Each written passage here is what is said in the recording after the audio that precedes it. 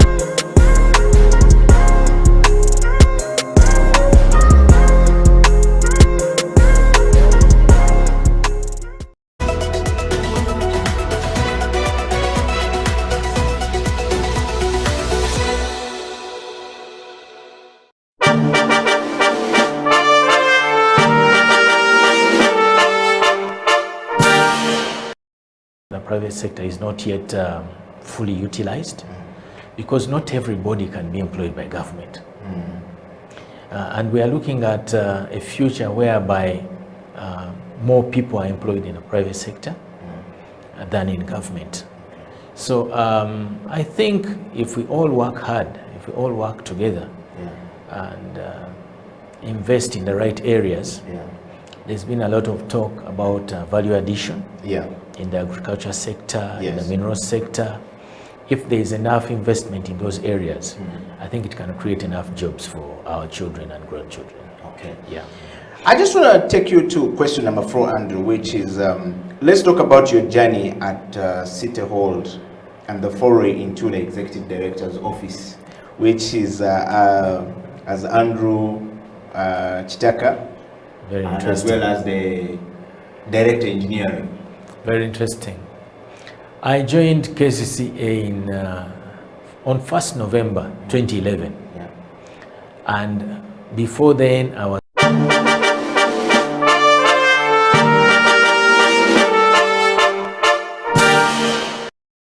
for so much. CEO of whatever. They give so much. This is the reason why you're actually on the bench. Because of my credibility. Thank you so much. But now they attack you, they vilify you. And the goal is to weaken you financially. Is to weaken your honor. These are slanderers. So I'm glad that someone would stay up at night Yes.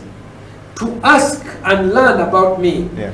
And I pray that in the next 2 months, because I know many Ugandans who travel overseas, when they go there, one of the things, because the media has been so much, and Sam Kutesa, the Minister of Foreign Affairs, has really not done a good job.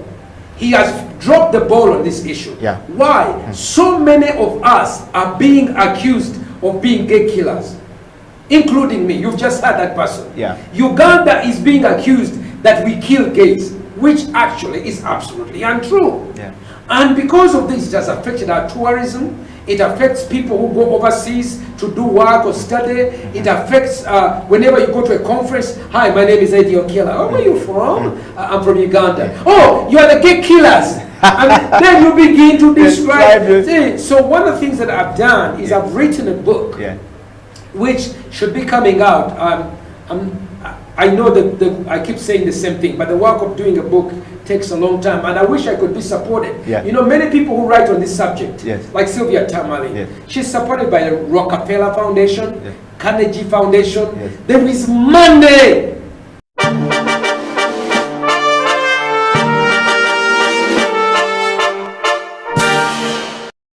Is a very big brand, and as we go on, we will probably discuss the things we're trying to do to see that things change for the better. Good. Sean, on the CEO bench, for everyone who is following, we're live on our YouTube studio where we actually streaming from. So YouTube studio, for everybody asking for a link, is actually House of Talent Uganda.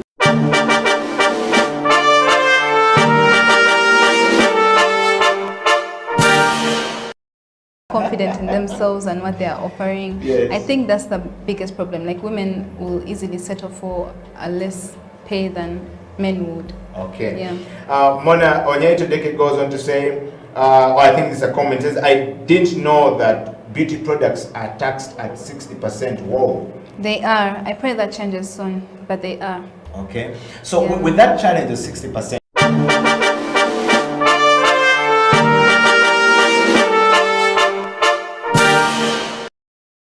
setting up the company, you're doing tours all across the world. You know, a personal account is great, but how these things are taxed becomes important for you know, for your business later on. As soon as you cross that threshold of 50 million a year, you know, you're now in the interest become more shares. Yes.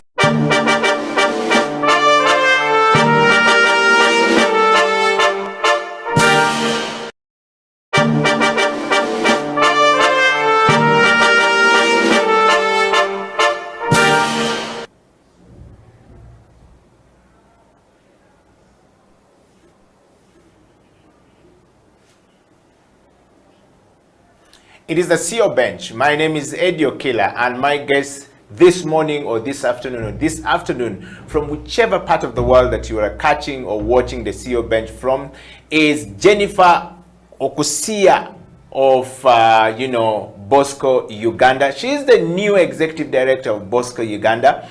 And of course, the name Bosco is one of the most famous names in Uganda and in Africa. So welcome to the show and welcome to the CEO Bench discussion this morning. Jennifer, we'd like to take this moment to welcome you to the show. How are you, first of all? Thank you. I'm really very well. Great. So the name Bosco, it's a very famous name in Uganda. How did you guys come up with Bosco?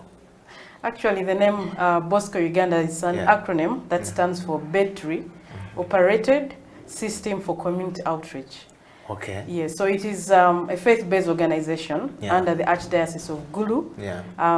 We are located in northern Uganda, in Gulu district, and it started in 2007, just at the time, just slightly after the end of the war. It started in a way to kind of connect the people in the northern region. If you know very well that time, us who came from the north, it was very difficult to travel. Say from Makerere when I was a student, crossing over to the West Nile region. So it was really, really hard because of the war. In the park, it was always such, how do I say, very stressful moment. You always had fear because of the war that was going on. At that time, the rebels had abducted people. There were many people living in internally displaced camps. So, and there was kind of very little information coming from that side about the facts, what was really going on in the region. And the owners, the founders of Bosco Uganda, there is a priest called Father Joseph Okumu and a friend from the USA called Gus. They had the idea of establishing ICT centers within the camp, within the internal displaced people's camps, with the idea of connecting, the camps with the world, so that the people in the region are able to express themselves and tell their own stories, and also get to connect with the outside world, so that people get to see what is happening. And if you remember very well, the Archbishop, who is still the one, Archbishop Odama, that time children would sleep on the streets because it was not safe.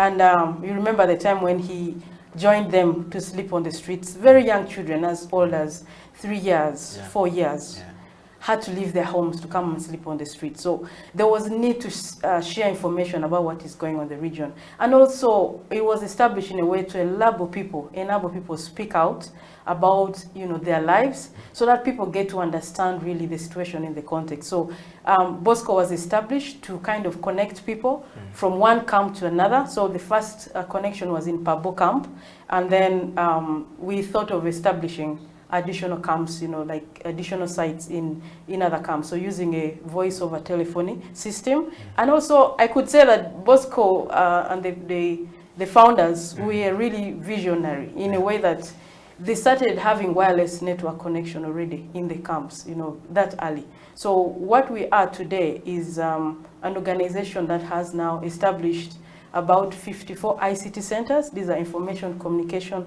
technology centers in communities, in the rural communities, basically to connect the unconnected, end the digital isolation, and enable people, using the internet to reach out to the world, access information. And Bosco does not only do connection in the communities, but also the organization supports other, NGOs, other organizations, and the Archdiocese, the institution of the Archdiocese, with connectivity. And it is a not-for-profit organization. It's a private, not-for-profit organization. So we don't do it for profit at all, but it is about the community and about extending services to the places where you find the main companies like MTN and others are not reaching, because the northern region, as you know, because of the war, fell behind on many development indicators. So access, even roads, are not very easy. So you find Bosco Uganda and its network, the wireless network, up to Pabo. You find it in Gago district. You find in really all the Acholi sub districts, and also in Lango. And we've also established some ICT centers in the West Nile. It expanded from connecting people towards also building skills of people, like basic skills on computer, so that people are able to use it, and work. And recently we did some interesting work with Lacho Hospital, trained a number of health workers, tutors, and today, as you know, with COVID, more than ever, digitalization is highly appreciated. It's the way to go, and Bosco continues to give people skills on basic computer and also connect them so that they're able to, reach out the world and do their work. Wow. Jennifer, what a beautiful story right there. I want to take you back a little bit from a personal point of view. You've talked about Bosco. Now we understand that it's not the Bosco, the Katala of the city, but it's really the Bosco, the Katala of the village or of the community. That's the most important thing about it. I want to take you back to a more personal question. Who is Jennifer Okusia? A simple lady, humble lady. I am a Ugandan, and I'm from Moyo district. My dad is from Moyo, and my mother was from Arua, so she was a Lubara. I'm a Madi.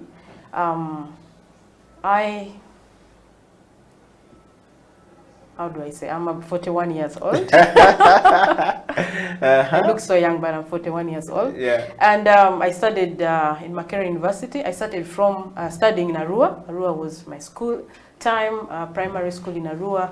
Arua Hill Primary School, which Yeah. now is hosting, I think they are setting up a football pitch there. Yeah. And then I started Muni Girls Secondary School, a wonderful school. And then I came to Makerere University. Yeah. So all my life I've been living up in the north in West Nile in Arua, and I studied development studies, bachelor's in development studies from Makerere University. Then after a few years I did my postgraduate in business management, and then I did a master's with Uganda Matters University in development studies as well. Wow. So I'm a woman who, I would say I'm a development worker. Yes. Very passionate about social development Yeah. and transformation of lives. Wow. Jennifer, you were nominated to come onto the CEO Bench. The program that you're on right now is called the CEO Bench. The CEO Bench exists to, you know, spotlight people who are on a good leadership journey from self-leadership to community leadership to national leadership and to, you know, infinity leadership, if that exists, which we know it does. Yeah. But the people who nominated you seems to have to believe that you're doing something good. And so whenever we have nomination to bring people to the CEO Bench, we're looking at their leadership abilities, we're looking at their level of change management, how do they manage change from one place to the next, because you're growing into ladder, and CEO Bench, you know, shine lights on people who are on the top, and those who are either on the top coming down, or those who are going to the top. You've recently been appointed as the new executive director of Bosco Uganda. And I guess that is the reason why there's spotlight on you at the moment. And on the CEO Bench, we want to know from you. We've asked you the question with Jennifer, and what is your story like as a person, growing up as a girl child from Arua, from Moyo? I mean, did you ever see yourself where you are today? What was the story like? As I said before, I came from a humble family, a family of 5 people, 5 children. My father and a mother recently passed on. May God rest their soul in eternal peace. Yeah. But I grew up like many other young girls in this country who are from the countryside, not very advantaged with life.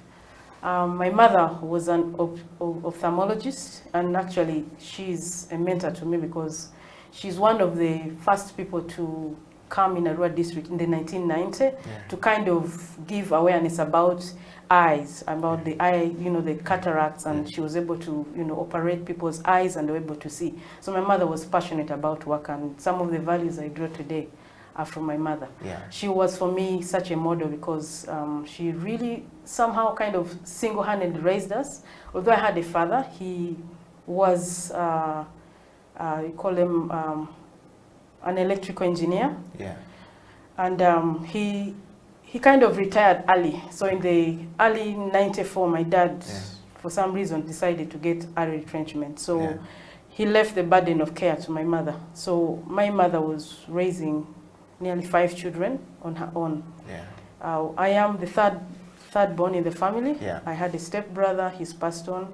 My elder sister is in police keeping mission now. Myself, and then 2 siblings, a boy and a girl, and then we had a cousin that was with me.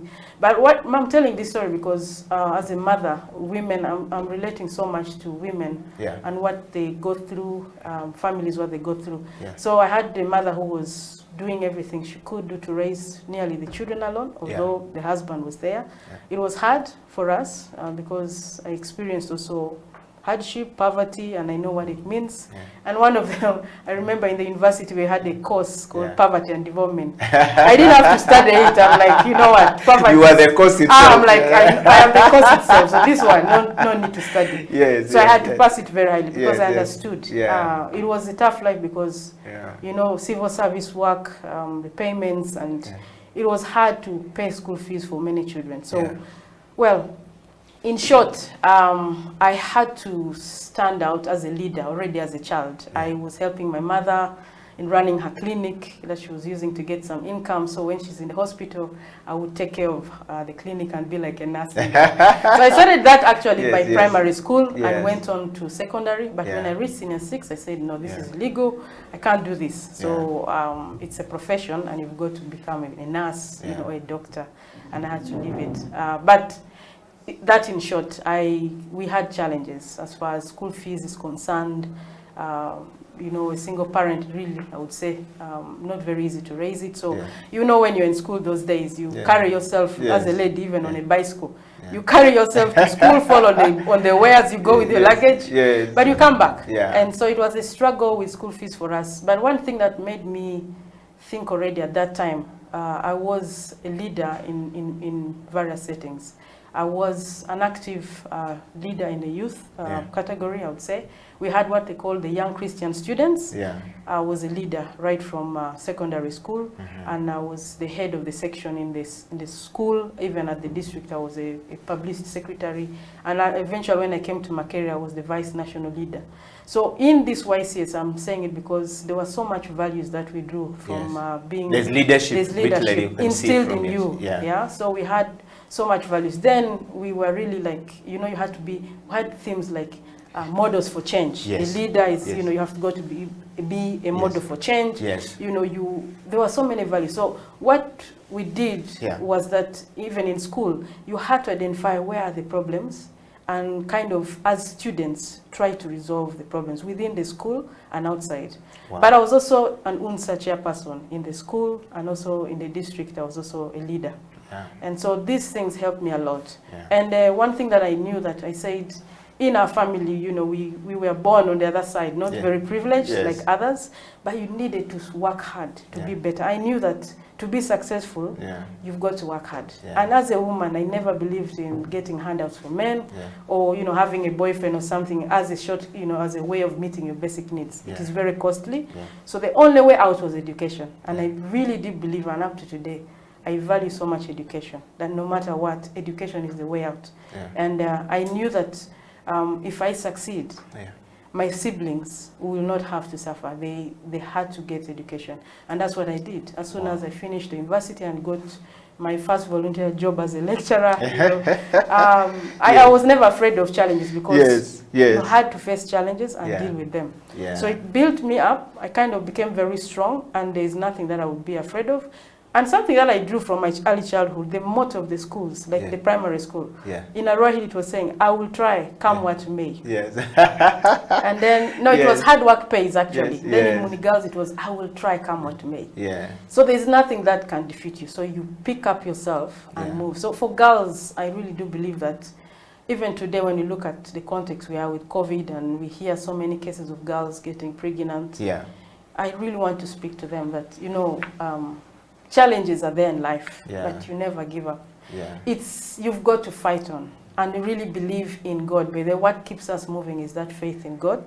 When you have God in your heart and you really, really believe in the values that come from, you know, from your faith, it can move you to mountains. It can move mountains from your life, actually. You can actually overcome so much and be what you want to be. So I was a leader, I would say by default or whatever, but I was always in leadership. And I believe that for every problem, there is a solution. And there's no problem that is permanent. You can always overcome it. Well, we're talking to Jennifer Okusia Erejo. We're yet to know the names that sounds from the eastern part of Uganda, but yet she's talking of the West Nile part of the country.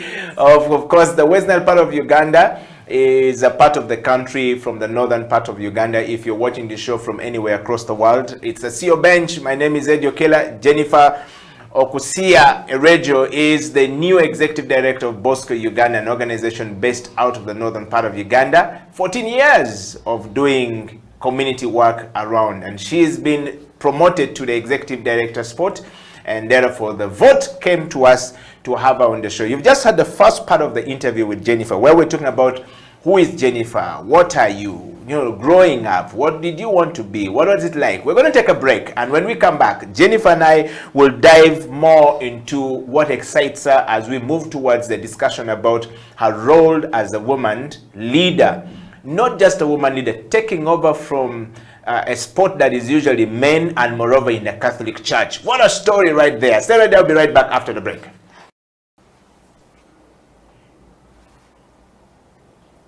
Welcome back from that break. This is the CEO Bench. My name is Eddie Okello, and my guest this morning on the CEO Bench, or this night or this evening, depending on which part of the while you are actually watching the program from is Jennifer Okusia Erejo. Jennifer, welcome back to the program. Thank you. First of all, let's talk about your name, the set of your names. One would think you hail from the eastern part of the country, where my friends who hail from that part keep saying that they come from the land of the wise men. The eastern part of Uganda is Teso. How did you acquire the name from Teso? Actually, that name is not from Teso. Yes. But I always find, whenever I say I'm Okusia, people think I'm from Teso. And I always get people greeting me in the language. Yes. And all I could, respond maybe with the response, and that's it. But it's actually named from West Nile. From West Nile. From Arua. Yeah. What does it mean, by the way? It means because of woman. Because of woman. Okusia? Yes. Wow. And Erejo? Erejo is actually my husband's name. Okay. Is he also from the West Nile? Yes, he's from Arua. So this is just a coincidence that both of you have the names from, the northern part and the eastern part of the country. But welcome back. So now we know that Okusia means it's because of a woman. Oh, woman, yes. Wow. Jennifer, what excites you right now that you are a new executive director of this new organization? Let's dive into it briefly. Thank you. Before I became an executive director, I was working with an organization called Horizon 3000, an Austrian organization for development cooperation. I was working for many years with them, at least 13 years, and in the area of programming, like project development. So it was an amazing work to see what people are doing, plan with them projects that have big impacts on lives. So projects on water and sanitation, agriculture, and so on. And Bosco Uganda was one of the partner organizations of Horizon 3000. I decided to leave. I was working in Kampala here, but I decided to go up north to the ground because I felt I needed to have better impact on the ground, kind of relate to the people on the ground and plan projects that actually transform lives. So what really is passionate for me is designing projects or interventions that really transform lives.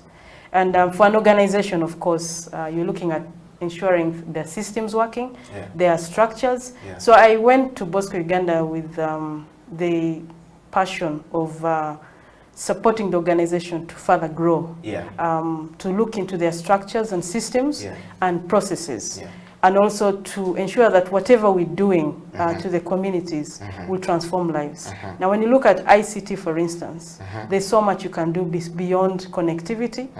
If you look at the education sector right now, we have so many. My children have lost 2 years at home for staying at home. Wow. The lower level children, they have lost time. Now, what can you do? What can ICT do? What can you do to bridge the gap? And so we see that there is so much with ICT that we can actually do now to transform lives. I started from a rural school, and we had to sit national exams. With schools that have the privilege of power. We used that term. We used to use, this hurricane lamp. Yes. But you see the same national exams. But now with ICT, with government, things have changed. We now at least have connectivity, although not reaching to many rural places yet. With Bosco Uganda, I could see the opportunity of how ICT, their work can transform lives. Not only, by the way, they don't only do ICT, we also have solar. We do solar installations. There is one school called John Paul II, a secondary school in Gulu, that received the 30 kilowatt solar energy in partnership with Accenture and the University of Notre Dame. And that has transformed that school completely. They were off-grid, but now they have power. It means the learning hours for students has increased, teachers able to access information on the net. Bosco Uganda also supports network, the intranet system, so you can build, an intranet where you can collaborate. So we partnership, for instance, with UNICEF. They established Colibri. They worked on the Colibri content and helped schools to access that. So more than ever now, with ICT, what excites me is that you can actually have education materials available in a school or even in a center, in an ICT center. So what we want to do as Bosco Uganda, in those centers that are already established, for instance, have content there so that even students who are at home, those who go from, the day scholars, secondary school, can go to the library, to the ICT centers, and get education material, whether it is videography or do some research in the centers in the rural areas, because all those centers are powered with solar. So even if they're not having access to the national grid, they can still run, on solar, because we establish low-powered, computers and with solar backup. So it excites me so much to see the opportunity of what we can do, even especially now that schools are closed, that children can still access materials from these ICT centers, from even one of our ICT centers in Badege, which is in the Gulu city. You come in there and actually you can do your online learnings from there. And for me, that is so exciting. That's only in ICT, in education. But when you look at health as well, so much can be done to digitalize the health sector and improve, on service delivery. So I just want to say in summary that there is so much that I saw that Bosco Uganda could do beyond what they were doing, like connectivity, build up more content and have this available in the rural areas. Network the ICT centers so that every centers in the rural areas, from Pade, Gulu, Kitgum, they have the content and people can walk there, have internet access, but have an intranet system where you can get data. Get information, content, rich content that you on biology, on physics, even on mathematics. So this is what really excites me. And besides that also, I think I love working with people and as I said, transforming lives. I really want to see lives changed. Whatever we do, we must account for results, and starting from, say, the individual. If your program does not change lives. Wow. Jennifer, we're going to go straight on that note to the leadership part of this interview. I mean, the program you're on, focused on leadership, change management, and transformation. And you've touched a little bit there. So I want to go straight to leadership. Having heard you speak about what excites you in this new role that you are in right now, and it gives me an opportunity to ask a question. On the question of leadership, what is your understanding of true leadership, from self to leadership at family level, to leadership at community level, to leadership at where you are right now, which is organizational level? All right. What is your understanding of leadership? First of all, I do believe that everyone is a leader. And we are leaders in different capacities, right from home. Even we see children take up leadership. As I said, when I was young, I was supporting my parents to bring income at home and also to care for the others. In an early age, just as soon as I finished my university and I got a job, I had to take over responsibility to support the siblings to also get education. All of them got degree. I was the first graduate in the family. And I do believe even at family levels, when you see the husband and wife, they always believe men are the heads of the family. But we've seen so many women do so much in the family, and it's not recognized. Leadership for me is when you recognize that you have something to offer, when you recognize you have passion to do something, you can inspire others, and you actually are committed to what you do and to the values that you have. I think for me that is leadership. So the values that carry you right from your childhood to your workplace and even to the society. It's not about how good you speak, it's about the things that you do, the things that you say you will do, and do you actually do them? Do you inspire people to go to greater heights? And another thing I think in leadership is about the transformation. Are you able to leave people behind in a better way? And that is important. Wow. Well, we're talking to Jennifer Okusia Ereju. I need to get that name correct. She's the Executive Director of Bosco Uganda. Bosco Uganda is an international, or rather a local organization that is going international from Uganda, based in northern part of Uganda. It's been there for 14 years. She's been nominated as our guest on the CEO bench today. And I think that those who nominated her surely had the reason for their vote to bring her to the CEO bench. And Jennifer, we want to say thank you, because the things you speak about are quite very serious stuff. I want to take you to the next question. On that note that you have now talked to us about what leadership is, your understanding of leadership, who is a leader to you, and are you one? If yes, what type of a leader are you, Jennifer? I am a leader, and I think a transformational leader, in the mix with a democratic kind of leadership. But I think, as I said, leadership is what you, when you believe you can do something, you stand out. You stand out and do something. Like, as I said, in the early ages as a youth, you find there is need for something, you mobilize solutions. That is leadership for me.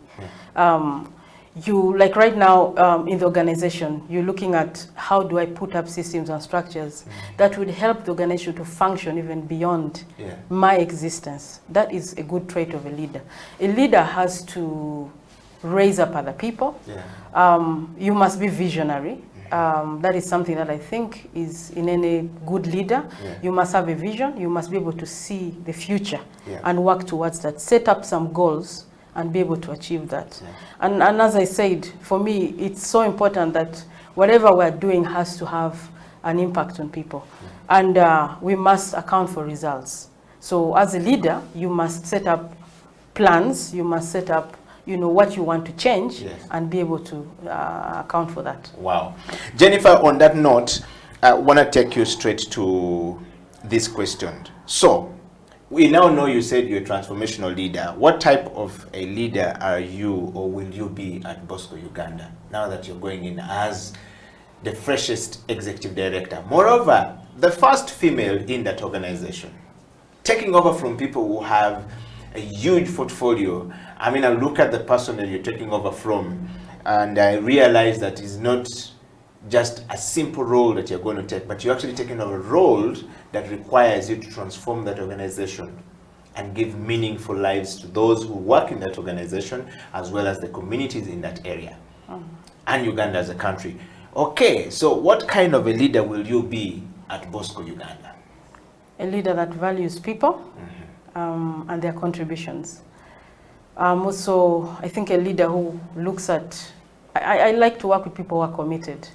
In whatever we do, we have got to be committed. It's not about the money, it's not about the status, but it's about what we do, a servant leadership.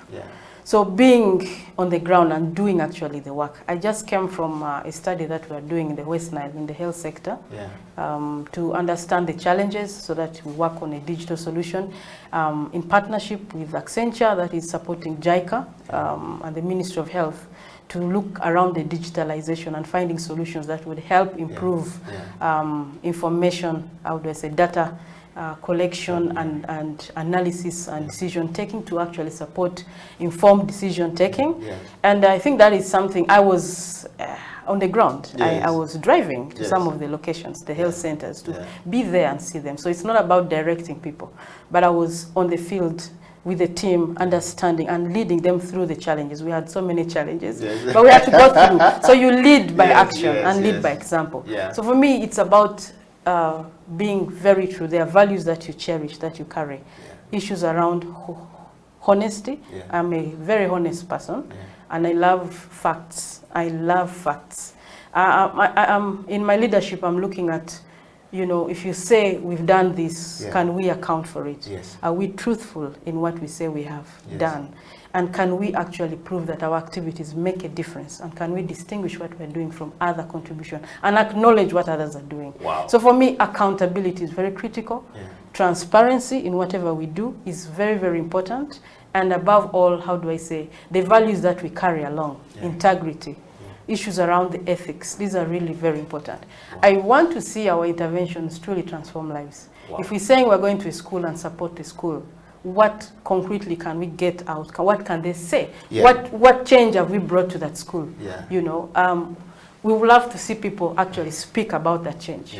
And not for us to speak for them and say, we did this actually, but people should be able to, you see, you carry the people along. I would say actually, for whatever intervention you're doing, put the people in the driving seat so that the communities themselves are part of that intervention that you're coming up with. Even as an organization, you want to live, you want the organization to continue beyond you. So you're setting up a legacy that, how do I say, future generations will remember because of the things you did. Not the things that you say you will do, but actually what you did. So that is very important. And leadership should be accountable. And you've got to be truthful. You've got to be transparent in whatever you do. And that is very, very important for me. So that's what I bring in Bosco. I want the truth. I would love that whatever we say we have done can be provable. If you want to check it out, check our work. So that is important. We are talking to Jennifer Okusia, the Executive Director of Bosco Uganda, right here on the CEO bench, and she's telling us about her leadership journey. Self-leadership for me is quite very important for a leader, and I think that Jennifer quite account for that effectively. And of course, we are talking to Jennifer about her role as the executive director at Bosco Uganda. Do you have a question for Jennifer?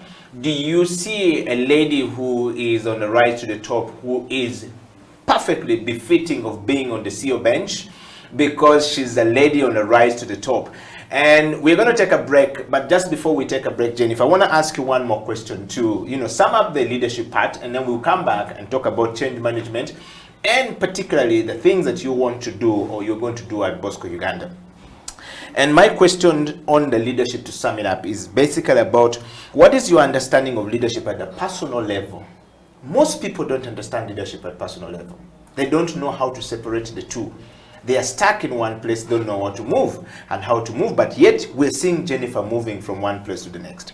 And what is your understanding of leadership at the family level? Most people think that if you're personally very effective as a leader, you are going to be effective at the family level. And that is not true. Sometimes the family dynamics is different because it can break you down. For example, if you decide to go and there's a problem between you and Mr. Reggio today, and there's no understanding between the two of you, chances are that if personal effectiveness as a leader is not going to be seen at Bosco Uganda. How? What is your understanding of that? And we want to know, what is your understanding of leadership at a society level? There are dynamics that needs to be managed at that point. There are things that a leader needs to look at that point. You've talked about the quantifiable, justifiable, measurable metrics of a leader, that the impact should be seen. But we want to dive straight to understand, what is your understanding of that, as well as at the corporational level, which is where you are right now, and at the national level. There are dynamics that play in as you talk about transformation. Can you share and shed more light on that one? Okay, thank you very much. At a personal level, I think it is, for me, it is again the values that you have, and carrying those values with you. For instance, now I have raised up children, not only my own children, I've raised quite a number of children. I'm here for work, I've been out for a month, and they're managing. My children are managing, the elder ones are able to manage the younger ones without any issues. Young girls who are raised up right now and so assertive, they are so, I have no doubt about their capabilities. They're taking care of the little ones who are about 2 years, 3 years, 5 years, even in my absence. I think that's already an evidence of good leadership at the family level. Because for me, it's so important to impart values in people. And I see this in my children. I see this in the children, even those I've adopted. And they are carrying themselves with grace. You look at them and you see in schools, the feedback you get from the teachers about those girls, amazing. So these are young children, young youth who are already even taking responsibilities of mothers. They are caring for others. They are able to self-organize the families. Even in absence, my absence at home, a month away from home and everything is okay. That shows you that even at personal level, there is leadership. Of course, at family, you have the husband and the wife. Sometimes the wife is very strong and vocal, and the husband is a bit timid. But I think it's about understanding. And I am not really the kind of feminist people like, all these stereotypes about women and men. I really do believe about equity. Fairness in whatever we do, whether it's because of race or gender or religion. We've got to be fair to each other, and we want to see women and men, receive equitable treatment. At the level of leadership at the organization, you want fairness, even for pay, to female employees or male employees. Look at the competence of your people, look at the commitment of the people. It shouldn't be about because it's a woman or a man. For me, leadership is the character that you bring in, and it can be natural. You can harness the leadership as you go on. I can't say I'm an excellent CEO.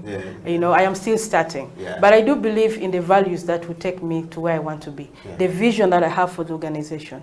You know, and being able to have the right networks, associating with people who have similar understanding of what they want to do, even in the society, and that's it. At society level, we look at how to go with the communities. It's so important that whatever we do, communities own it.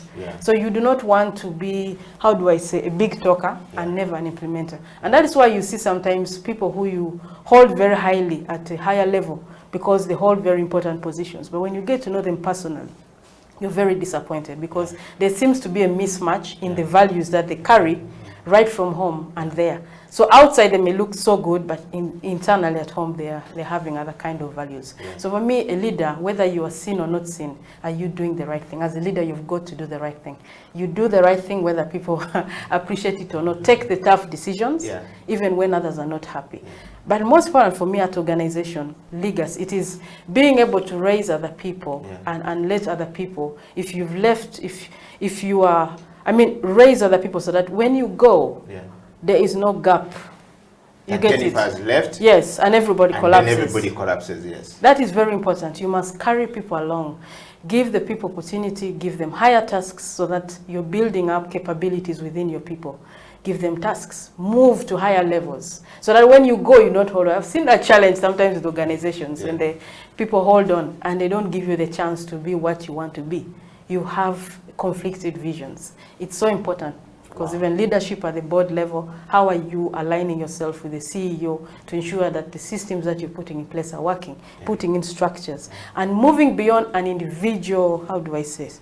Is it a structure? Yes. You know, the organizations that depend on individuals. Yes. It's very dangerous because it will collapse. It should be building systems and structures and internal processes that will help a system to function even without you. And that's what I stand for, and that's what I really believe on. Wow. And if I had the opportunity to get additional funding, I think there's so much that we can do. From what we've been doing in the study and seeing the gaps that are there, very sad. I have moved to the communities in the West Nile, nearly most of the districts, 12 districts of West Nile, and I have seen the challenges that women face, men face, from infrastructure issues in the health centers. They're very inadequate. I've looked at, you see, you have a health center too, and by structure, they're not supposed to offer deliveries. It's OPD. But some of the health centers are located in a very distant place. They are the oldest health center in the radius of over 10 kilometers or even 20. And people need services, they need health services. So when you see mothers are dying, it's because there's a gap in leadership. What can we do to ensure that we build up institutions, we build up structures, we build up systems that will meet the needs of our people? And that is very important. So whatever interventions we do, we've got to ensure that these are able to transform lives. So if I'm in the health sector, what can I do to change lives? Wow. We're talking to Jennifer Okosia Erejo. I think is a very powerful woman, well set with all our goals, ready to go and conquer the world at Bosco Uganda. This is not Bosco the Katala of the city of Kampala. This is Bosco the Katala of the city of the community in northern part of Uganda. We'll be right back after the break. This is the CEO Bench. It is the CEO Bench. My name is Eddie Okila, and welcome back from that break. In the studio with me is the Executive Director of Bosco Uganda, an organization that deals in ICT management in rural areas in northern part of Uganda. 14 years of existence, and of course the Executive Director, the new Executive Director, the female taking over from a man in a Catholic organization is not an easy place to be. Jennifer, welcome back to the program. Thank you. Before we went for a break, you were talking so much about leadership and change management, leadership and transformation, leadership and the things that excite you and the things that you're going to do. I want to take you straight, Jennifer. Change management is our next part of the show, and then we'll go to transformation as we close the show. What is your understanding of change management, and which principles do you always apply when moving out from an organization? That's one. And how do you communicate it as well as manage the expectations to where you're going? Like right now, you've left an organization, you're going to Bosco Uganda. All right? your next address is there. How do you manage to tell people you're leaving where you've been for 13 years? And then how do you manage the expectation of where you're going to start another journey, most probably another 13 years. And not everyone finds this very easy. Not everyone is able to leave their job to move. Most people are stuck in one place and they're wondering what to do and how to go about it. They don't even know. But yet we see you and we have you here on the CEO bench as the next executive director of Bosco Uganda. What is your understanding of change management in that regard, in that context? Well, that's a broad theme. I don't know where to start from, but I think change management is like managing change. Yes. So you kind of, whether it's at a personal level or an organization level, you want to, there's something that you want to change. So for me, it is about, first of all, understanding where you are, and then defining what kind of change you want to see. I can give an example. For instance, for programs, when you are designing a program, it is so critical to understand where you are. Like what we're doing now in an effort and in a wonderful partnership with Accenture, working together with JICA and the Ministry of Health, is to study what is happening in the health sector and seeing what changes are going to be possible. One of the things that we found in our study, for instance, is that a lot of data is being collected, like every month, every day, the health workers, especially level 3s, because we're studying level 2 and 3s. There's so much data being recorded every day. If you walk to a rural health center, 2 or 3, you'll find the workers very busy. They are not only seeing patients, but they have to record data every single day. But what is the challenge with that is that at the end of the month, they must submit the report, so they don't even have the time to do analysis. And in order to make change possible, you need to use also technology. You need to change from a manual system to a system that is going to help you do analysis and be able to make an informed, timely, real-time decision. So what we're doing now, for instance, now, in that, I'm just giving an example of a health center. There's going to be, we visualize a lot of change going to happen. That even at a clinical officer will be able to do, start building up their management capabilities. They are going to start analyzing the data, understand why some kind of diseases, why malaria cases are going up, and not wait for feedback three months later from the district. They are able to look at the performance of the workers. They are able to understand how to even allocate resources and a number of things like that. So for change to happen, you've got to understand where are you and where do you want to go, and then set up a strategy to go. When I left the previous organization, they have never fallen back and said, where are you? And you build systems. You make sure that you're documenting what you're doing, so that there is no gap in knowledge. So for me, knowledge management is very critical. So even when people leave an organization, you must leave it in a way that is professional. I've seen organizations where people just, tomorrow they disappear, they're not there. That is a bad practice.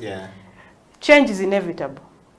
And it must happen because of the changes in the world that we're seeing in terms of technology, in terms of, the circumstances we're in. It's so important that you continuously monitor the environment, whether it is internal or external, and see how to overcome, especially the negative shocks that may come through maybe change of policy. COVID has happened, and people have been, those who didn't want to change, who didn't want to learn computer, have no choice now. Now, they're going to struggle, because they missed opportunities to adopt to the change that is happening. So managing change for me is looking within an organization and seeing what has to change. For instance, the organization culture. If you find a culture of, not only you talk about laissez-faire leadership, but there's also laissez-faire kind of behaviors among staff. You find where you have people leave their coats on the seats. You're waiting for an officer, it is his coat there.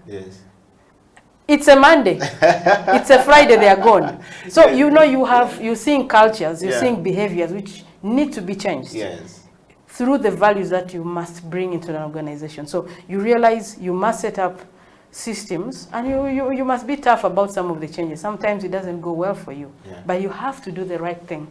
Because if you want to move from here to there, you must have a clear vision, and you must have clear strategies on how to reach there, including punitive measures. It's very important. So for me, in an organization, for instance, to change the culture, it's a big one.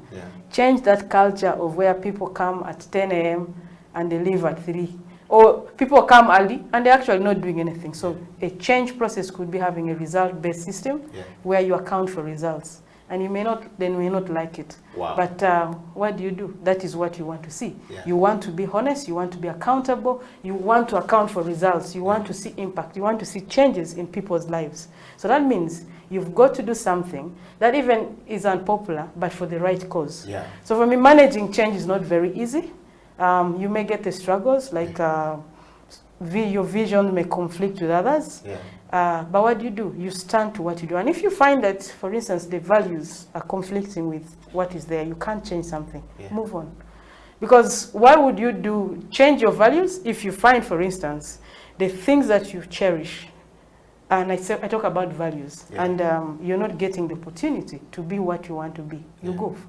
In leadership, sometimes there are many people I know who are stuck because they feel the name of the organization is what, is popular.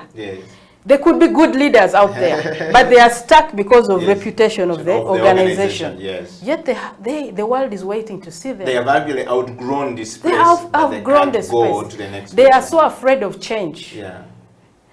I am not afraid of change. I move, even if it means taking risks, but for the right reasons. Once you check your intentions are right, and you feel you can make a contribution somewhere. Correct. It is good to lose something, but you gain it along the way. So for me, that change has to be well thought. What is it I want to change? How does that resonate around my values? How does it help me? For instance, it was so helpful for me to have more time with my children, which was very difficult in Kampala now because, traffic jam. You lose 6 hours in traffic. You reach home when the kids are sleeping, you leave when they're sleeping. As a mother, for me, that was not something that, it was already conflicting with my values. I had to do something to make sure that I am able to be busy as a CEO, as an ED in work, but still knowing what is going on in my home and making sure that the children are growing up with values, that when you come to my home, you're not embarrassed by what you see there.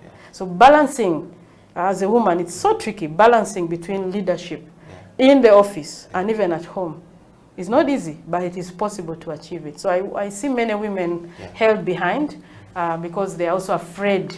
Maybe their husbands are not encouraging them to do what they want to do. And life is to be lived once.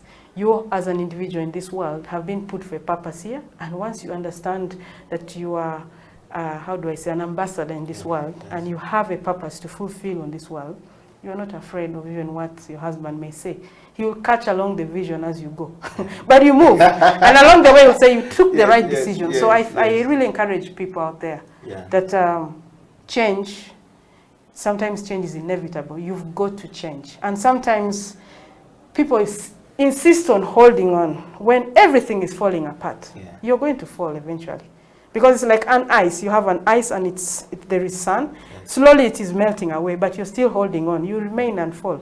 So you need to take the change and move. Sometimes it's a tough decision, but you must move the change. You must act so that you reach where you want to reach. Because the vision that you had before, this is how many years now back. Align it to the context today. Align it to the challenges and opportunities that you see today, like with COVID now. There's so much that we can do. Yes, there's a problem, but for every problem, there is a solution. So you have got to change some of the, your activities, your actions, in order to bring that positive change that you want to see. Wow. Well, we're talking to Jennifer Okusia Erejo. She is the Executive Director of Bosco Uganda, and I can tell you the nominations were not in vain. She is really fit for where she's going. Jennifer, we want to just encourage people to send in their kisses and disses coming. If Jennifer is doing well, kiss us. If she's not doing well, please diss us. We're okay. We will be able to respond to you. And please set your questions ready for Jennifer. We'll be able to try and pick a couple of 2 or 3 questions coming from all the viewers all out there and all across the world onto this topic of the CEO bench and leadership, change management and transformation. Jennifer, let me drive you to a very specific part of the show, which is, closing change management, going to transformation, as it is here on the show. When you speak with a lot of passion, you speak with a lot of energy, you speak with a lot of, drive and self-motivation. How does it feel to be leading an organization at the the forefront of digital technology and connectivity founded by the Catholic Church. And of course, the essential, as we know, as a young mother from Uganda, from a young girl from Arua, with all the background you've given, how does it feel like to be now at the forefront of this organization that usually are led by men, not women? It feels great. Yeah. It feels great because there's so much we can do today Yeah. with technology, with ICT, to transform lives, to transform even business operations, to transform organizations.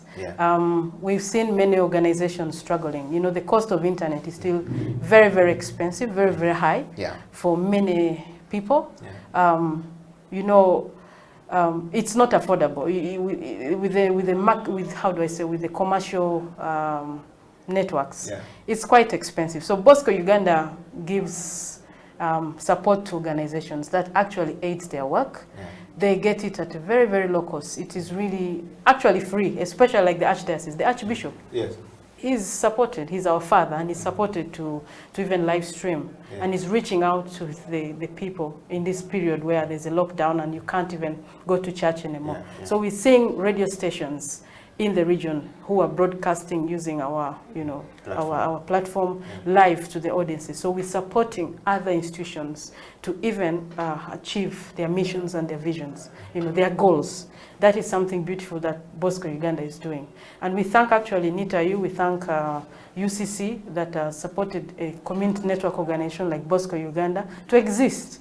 You know, completely not-for-profit organization that looks at communities and sees how to, you know, to end the digital isolation for many people.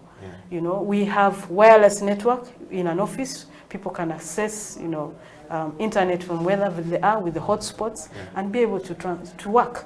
That is something that Bosco Uganda, I just love the organization because they were seeing very far. They had very good insight. The founders had such beautiful vision of the future, way before, you know, this technology was even here. So for me, it's something that is beautiful. The potential of what we can do is amazing. For instance, if we go to a health center now and digitalize data so that they no longer have to spend time writing long notes, you know, in the registers. You feel Jennifer, your age, your sex, and so on and so forth. You know, these registers are so many. There's even no store for keeping the register. Digitalize that information so that you're able to even trace who is coming to the facility, improve diagnosis, improve care, so that the doctors, the nurses are able to see who came in. I have been privileged through, I think, working with an international organization to attend medical care in a private hospital. And I saw from the triage, a system where you walk in, the doctor already has your record before you even come in. But in this manual system, you are going to start telling your story again.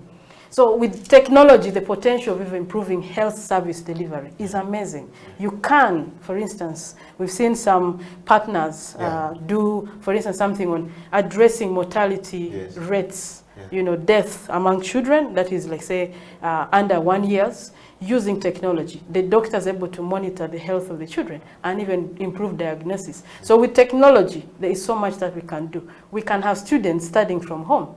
Many schools now are doing virtual. If you see the schools in the northern region, many of them are very rural. They don't have power. They don't have even a single computer. Many schools don't have a computer. So as Bosco Uganda, coming in and providing them with computer, providing them a network system, an intranet system within the school system so that there are networks, the students can go learn basic computer skills. We are building up leaders, we're building up Ugandans who are digitally literate. And these people are going to be able to do their own coursework. For us, we learned computer in the university. We didn't. I learned it at university. I was lucky. A cousin of mine told me, you need to attend, you need to go and learn computer. In 2 weeks, I was able to learn, and I took off. That, how do I say, just a little support as good as giving people basic skills sets them to move and discover themselves. So now with internet connection, what can they not do? Students are we're going to still, how do I say, improve education, the quality of education. We see the possibility of even schools across, networking, say a rural school partnering with a Kampala school, or that is having teachers being able to broadcast and exchange materials online. And we're going to carry the same vision of, because we want to see our citizens better. So with Bosco Uganda, there's so much opportunity we have available to support education, health, even agriculture. We've seen people use the apps to, to study the health of your farm. So use technology to develop. And that's why I love what we're doing, because I bring in the aspect of development.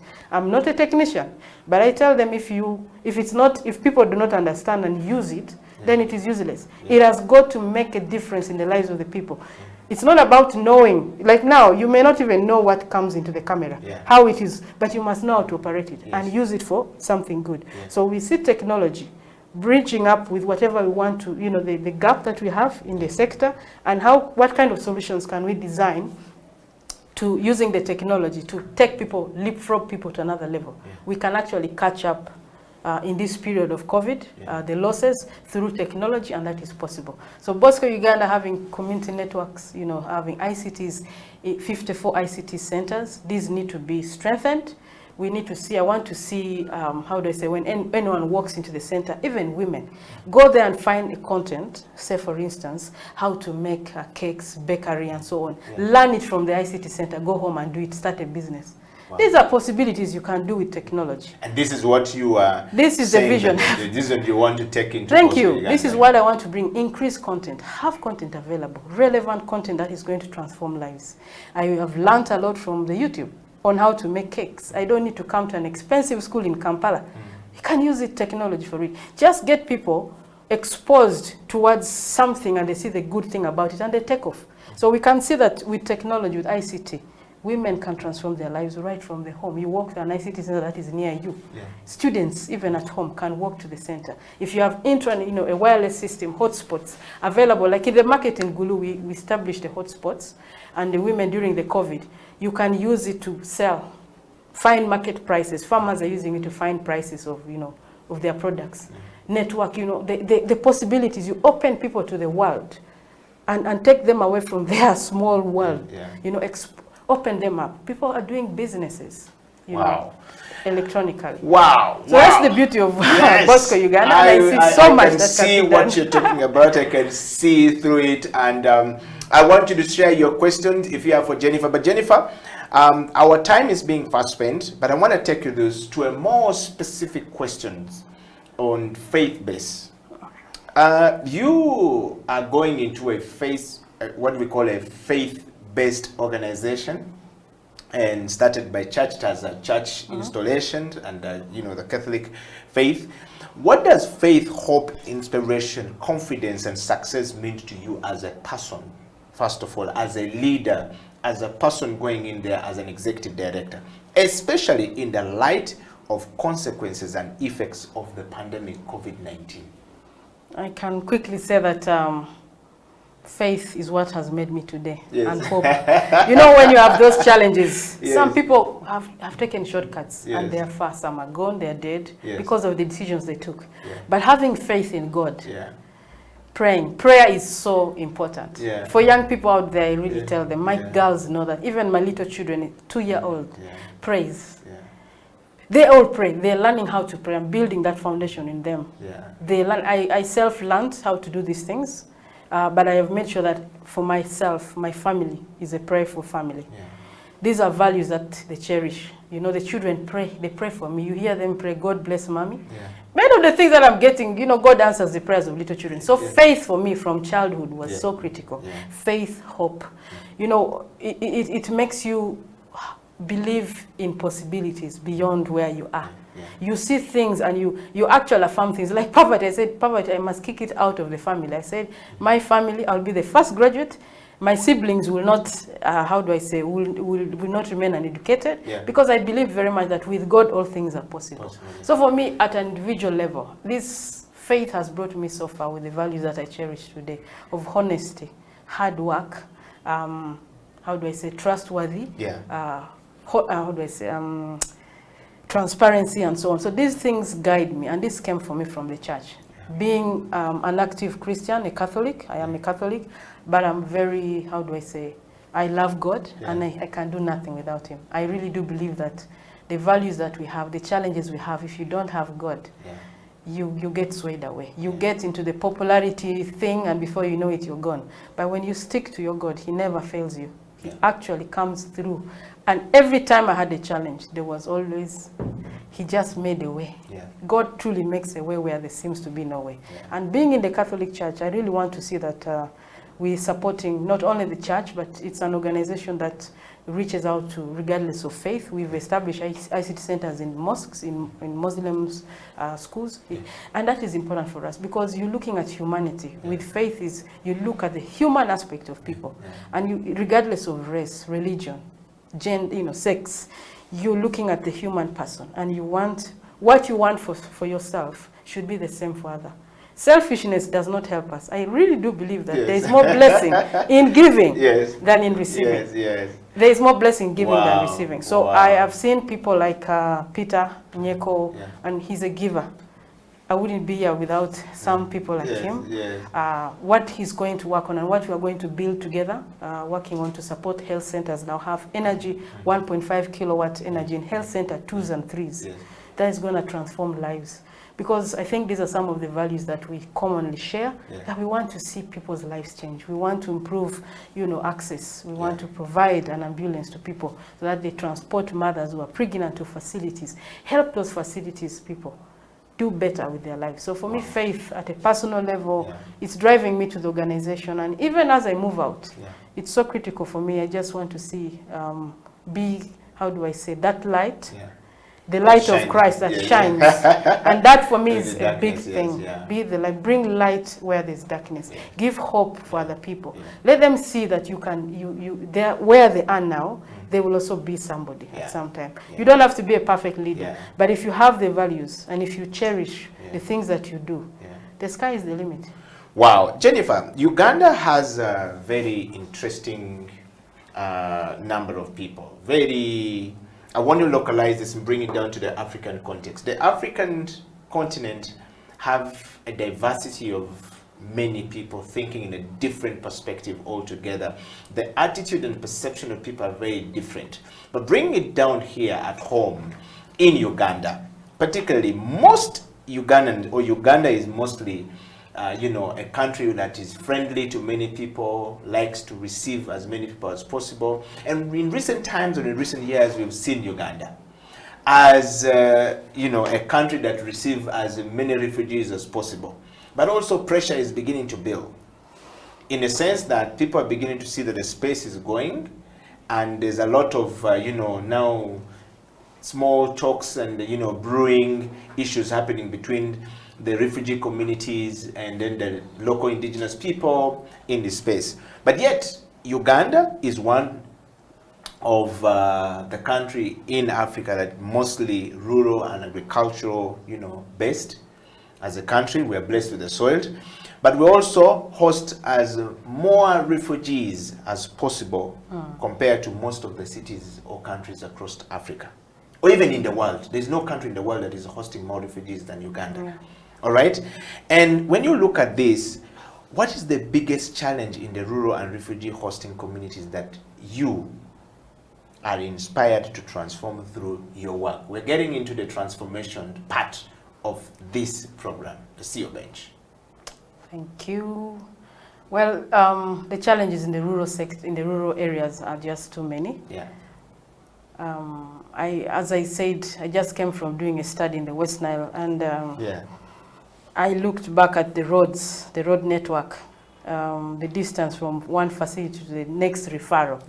You have a facility, and the next referral is, say, if you are in Madiokolo, they will tell you the next referral is Arua Hospital, 50 kilometers away.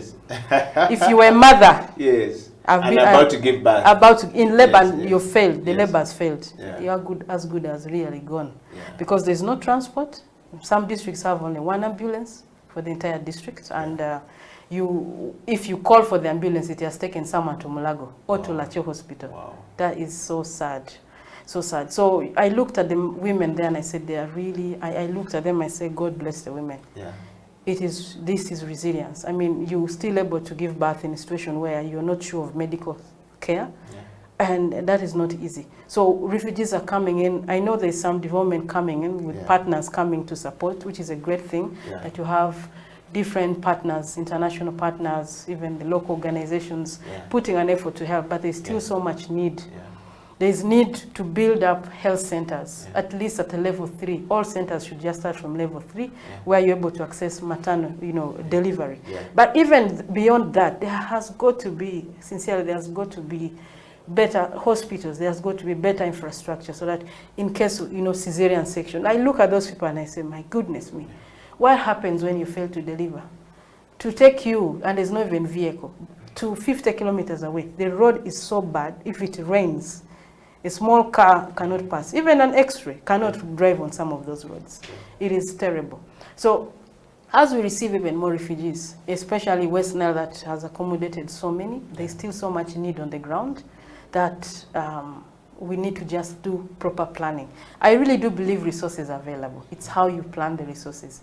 Prioritizing, ensuring that we build up structures that are adequate. OPD sections are very small. We've seen patients come in an OPD so small. It's the same place where they dispense drugs. So you are talking about social distance of 2 meters apart. It's not possible. They are ill-equipped. There are no housing for nurses. These nurses are working day and night. They need adequate motivation. They need to be paid well. And there is need really to increase the budget for the health sector. But above all, leadership is important even at those levels, not only at the district, but even at the facility level, to get people to work, but also to be able to support people to do their work. Because these are people who have children. I look at myself as a mother. If an organization does not facilitate their staff adequately, that's why you have many cases of corruption. Because sometimes the organization thinks you must give a voluntary service. It's not possible. And this compromises, some people will not manage to, hardship, and they end up falling apart on their values. So the international community has to continue supporting, but also we want to see government do better in terms of planning the resources and perhaps driving the demand from down up and not top down. There's got to be, because some of these health center tools are doing deliveries, yet they are not supposed to. But they have no choice because people come there, it's the only one nearby. So they need to immediately prioritize support to such kind of centers. So I'm really happy that with Mandulis, we are an Accenture, and we are rolling out a pilot study on digitalization that we're going to do to try to support health center 2s and 3s, which are the most needy.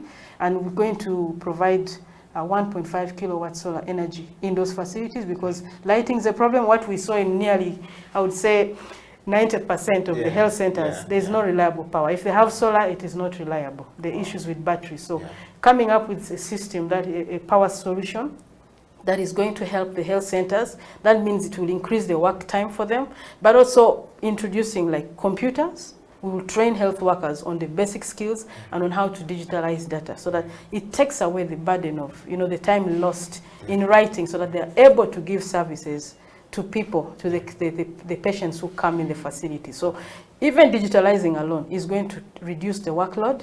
We believe it will reduce the workload. It will give more patient time. And I'm really looking at a time when health centers can have patient, how do I say, in those rural health centers, that you can actually, if you walked in as AD, your data is available and the doctor knows your previous record and is able to help to improve, diagnosis. Reduce the time. Leave alone that to even follow your history and able to support you, because with the manual system, it's impossible. If you come with your patient book, because in the villages, in those centers, you come with your exercise book where they write the prescriptions and everything. Tomorrow you leave it at home. You come with a new one. They will not remember. They will not remember. Or the rain has washed it. So there's no way they will remember that you had TB. You may come from malaria and actually you are a TB person. So how do you manage that? So we really want, using technology, that partners out there who have the technology, who can actually help to integrate the system, so that you don't do a one standalone, that this is me, I do my own, and you have a museum, so many standalone, but integrated, so that you really support the health sector.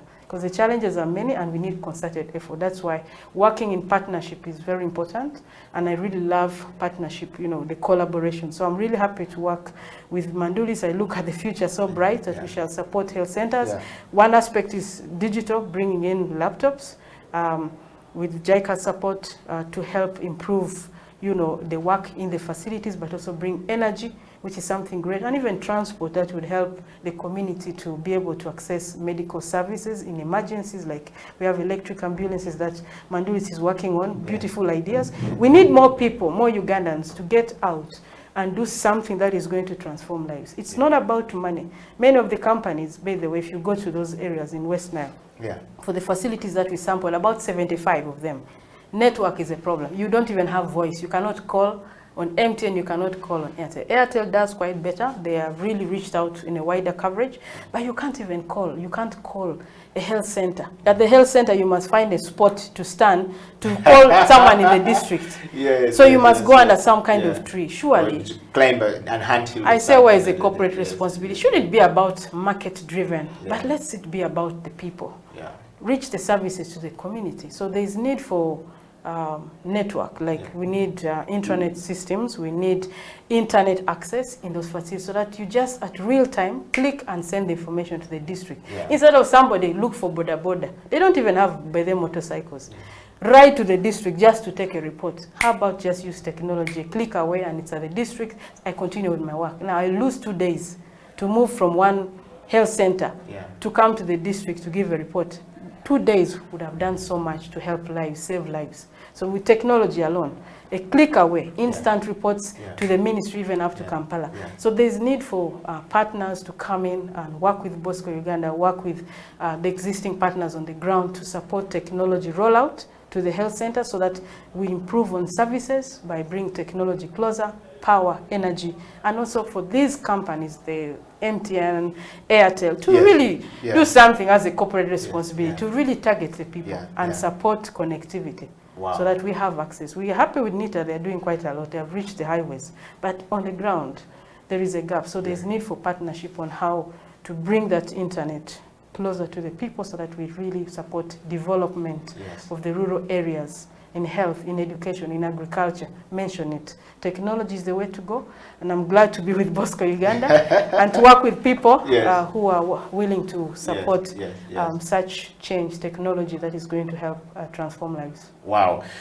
Well, you're hearing, you know, Jennifer Okusia Erejo talk about her journey as the new executive director, you know, of Bosco Uganda. Again, this is not Bosco the Katara of the city of Kampala, okay? This is Bosco Uganda, the organization that looks after ICT in community, you know, in rural areas in northern part of Uganda. I think they have been there for about 14 years. And for the first time, a lady is taking over the leadership role in there as an executive director, and she was nominated to be on the CEO bench. And Jennifer Okusia, as I am concerned, you are on a good role to, you know, being a good leader in that organization. They are blessed to have you. Jennifer, last question. Our time is fast spent, but I want to ask you my last question. Uganda has a vision 2040. We've talked about the vision 2040. We've discussed this over and over. The government has been talking about it. The people of Uganda have been talking about it. Just like any other country in the world, we must have a vision. So Uganda has a vision 2040. What hope do you have for Uganda as a woman taking over from Bosco Uganda at the moment, and Africa 2040?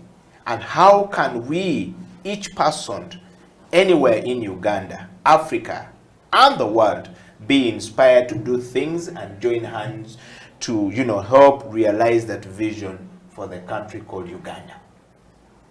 Wow, those are many questions in one.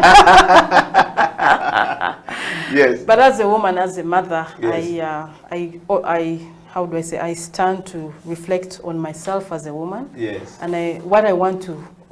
The change that I want to see in others. Yes. I want to be an image for women out there who are doing something, who are struggling, and to tell them there is something better. I want to be part of working with organizations that are supporting communities to grow, community organizations like Bosco Uganda, local organizations to build their capacities, strengthen the institutions so that they continue to do the great work they're doing out there. So I want to be a part of that. So I thank APC, I thank Horizon 3000, the organization I worked with, the Austrian government through the Austrian Development Agency. I thank Accenture, I thank Notre Dame University. I thank UNICEF, but the UNICEF did a lot with Bosco Uganda to reach out to schools. So I am a woman who wants to ensure that whatever we're doing, we are counting for results. That every intervention we do must transform lives. And we want to ensure that people are in the driving seat.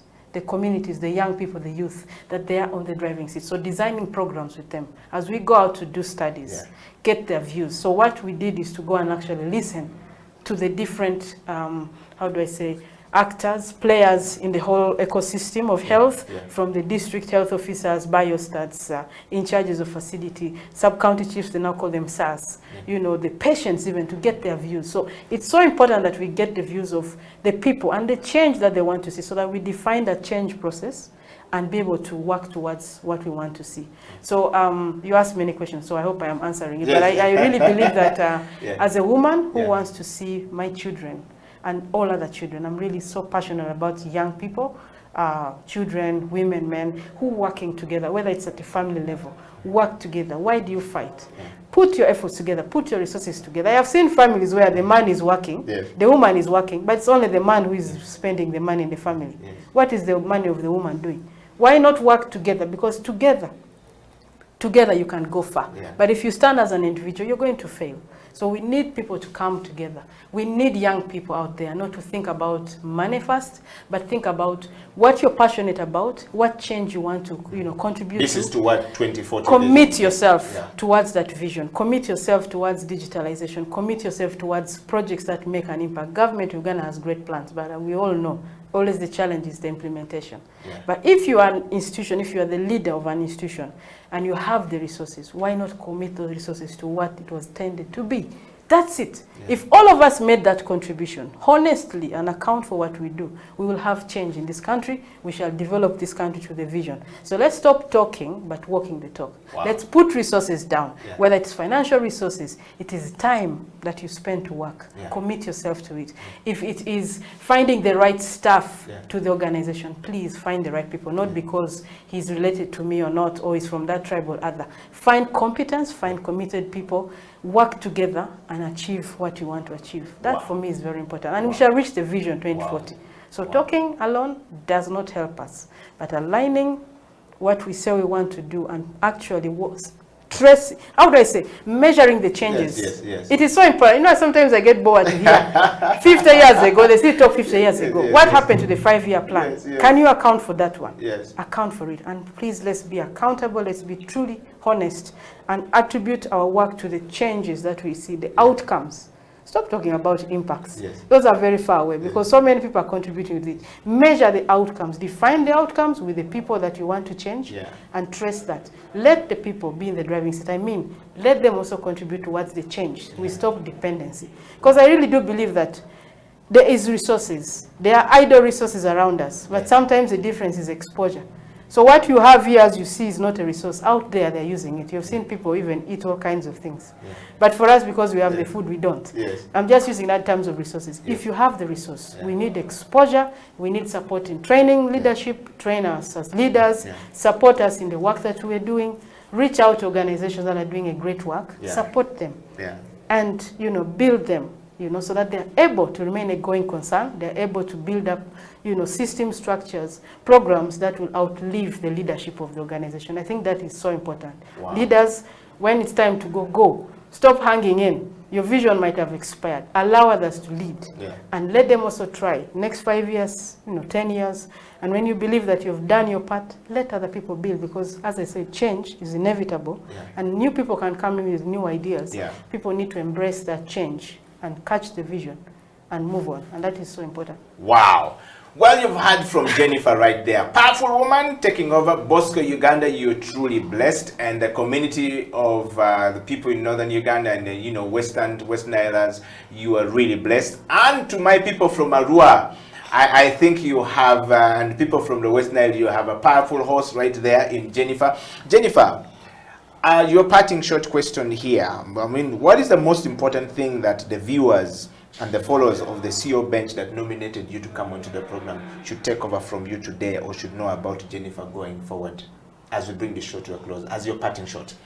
Jennifer is so passionate about... I want you to look into the camera. Oh, yeah. Jennifer is so passionate about transforming lives. Yeah. She's a woman who holds the values of honesty, accountability, transparency. And that is what drives me. And that's what I want people to check me for. Am I doing what I say I want to do? Yeah. As a leader, I must be an exemplary person. Yeah. So I lead by example. Yeah. So for me, it's about servant leadership. Yeah. It's being on the forefront, working with your team to change you know, the things that you want to change. So I'm happy and I'm glad to have been given this opportunity. I want to thank our Archbishop of Gulu, a man that has worked tirelessly and doing so much to transform lives, supporting the institution to work together, effort towards inter-institutional collaboration. And I'm glad to be part of the team that is contributing towards, you know, ideas in the Archdiocese. For me as a Christian, I carry the Christian values, and I do believe so much that those values drive us and make us, you know, live the kingdom principle. So it's so important that actually we live our values, we work together, you know, and we bring about the change that we really want to see, carrying the people along, actually putting the people in the driving seat. So I'm really happy that you gave me the opportunity to come here and, you know, inspire someone out there and to tell the young people there is hope for you. Young girls, do not rush into marriage, do not rush into relationships. It is a temporary solution, but it's going to cause you long-lasting problem. Focus on education.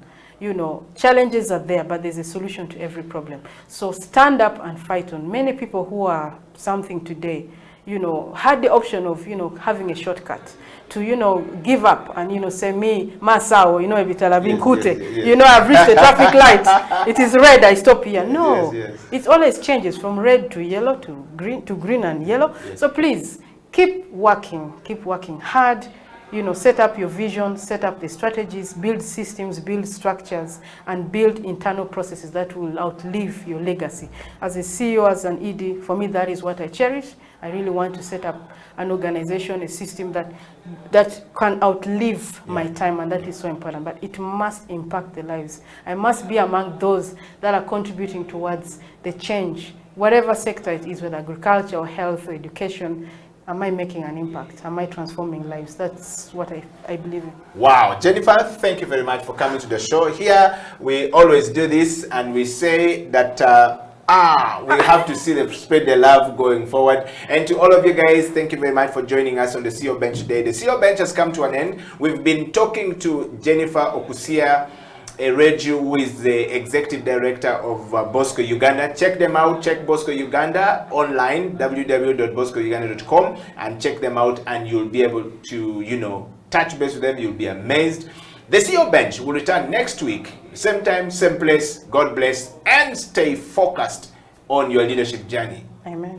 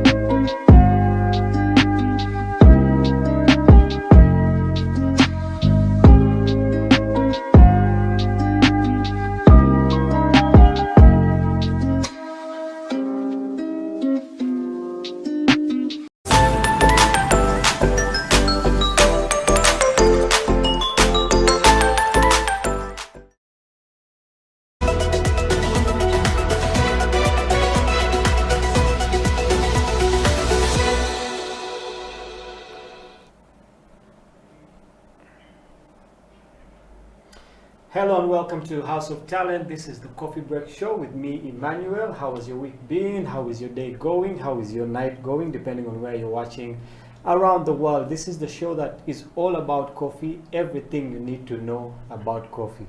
Basically from where it starts in the garden to where it ends up in your cup. They call it from tree to cup. My name is Emmanuel and this is House of Talent. Remember, you can catch us on our social media handles. You can watch the shows there, or you can go to our website at houseoftalentug.com. Today in the house, I have two gentlemen. Last time we had a lady in the house, so we thought we'd balance it up this week. So I have two gentlemen in the house.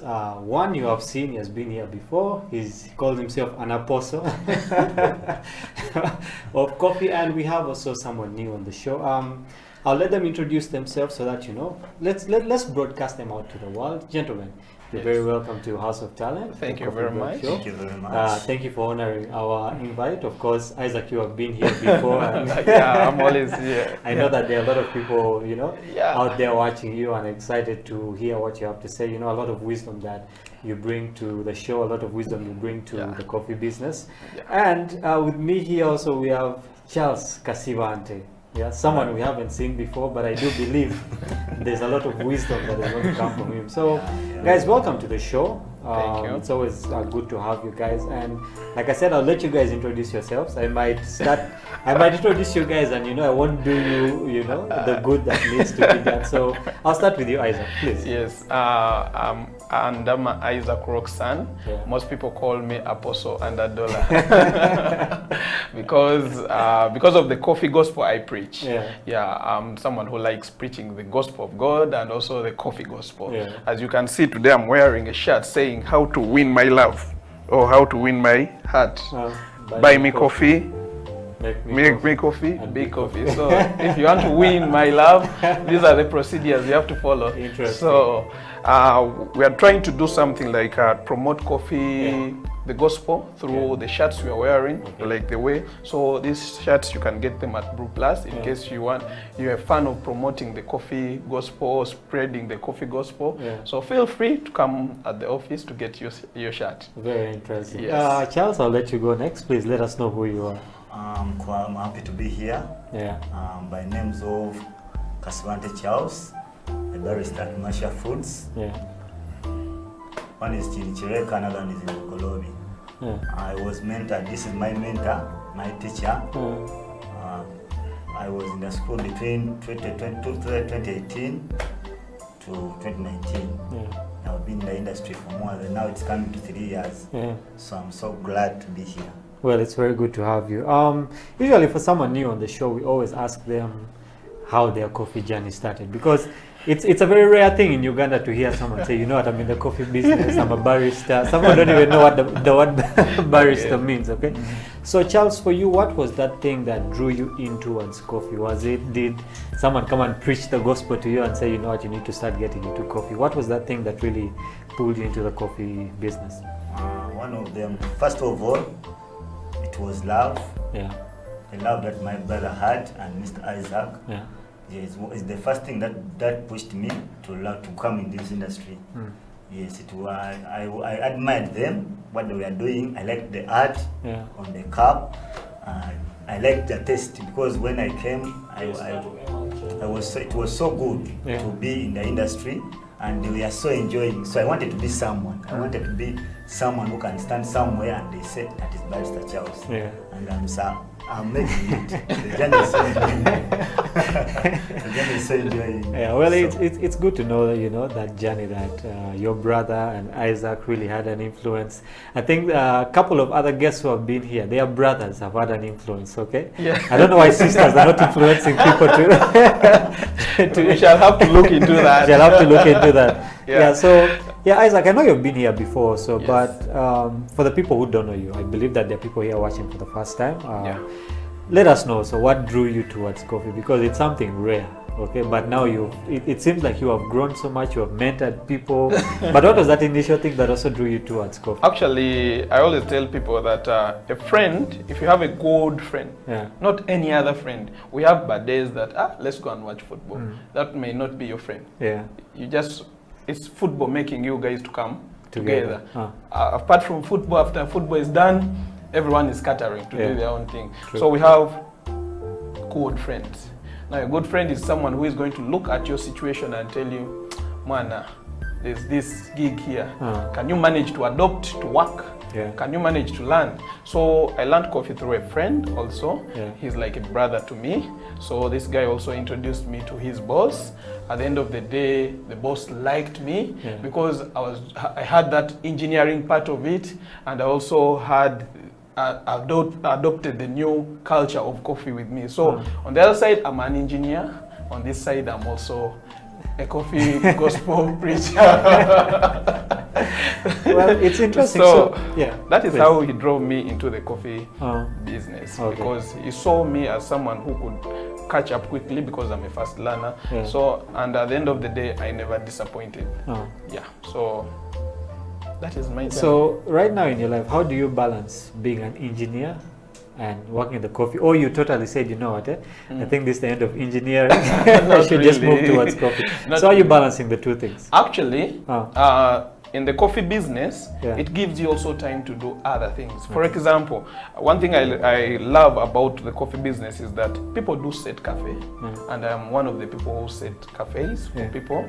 At the end of the day, they will ask you, how would you want my interior to be like? So that's when the engineering bit of it comes about. I'm like, if you want the engineering bit, then I'm going to do another quotation. So that so you get to make twice the money. You get the point. So at the end of the day, I love it in coffee, doing engineering, at the same time also preaching the coffee gospel, training. So I'm like, how do they say? Jack of all trades. Universal charger. Interesting. So Charles, to you, is there anything else you do outside coffee, or you've also just decided to concentrate basically on that? I myself, I have like a company, a smoker company, cleaning company. So when I'm not in coffee, I'm in cleaning. Okay. But I love coffee and I love the other job. So I'm not only doing coffee, because before joining coffee, I was cleaning somewhere. Okay. But I got inspired by my two brothers and I decided to join this industry. Yeah, I love how it says company. Something small on the side that is trying to grow.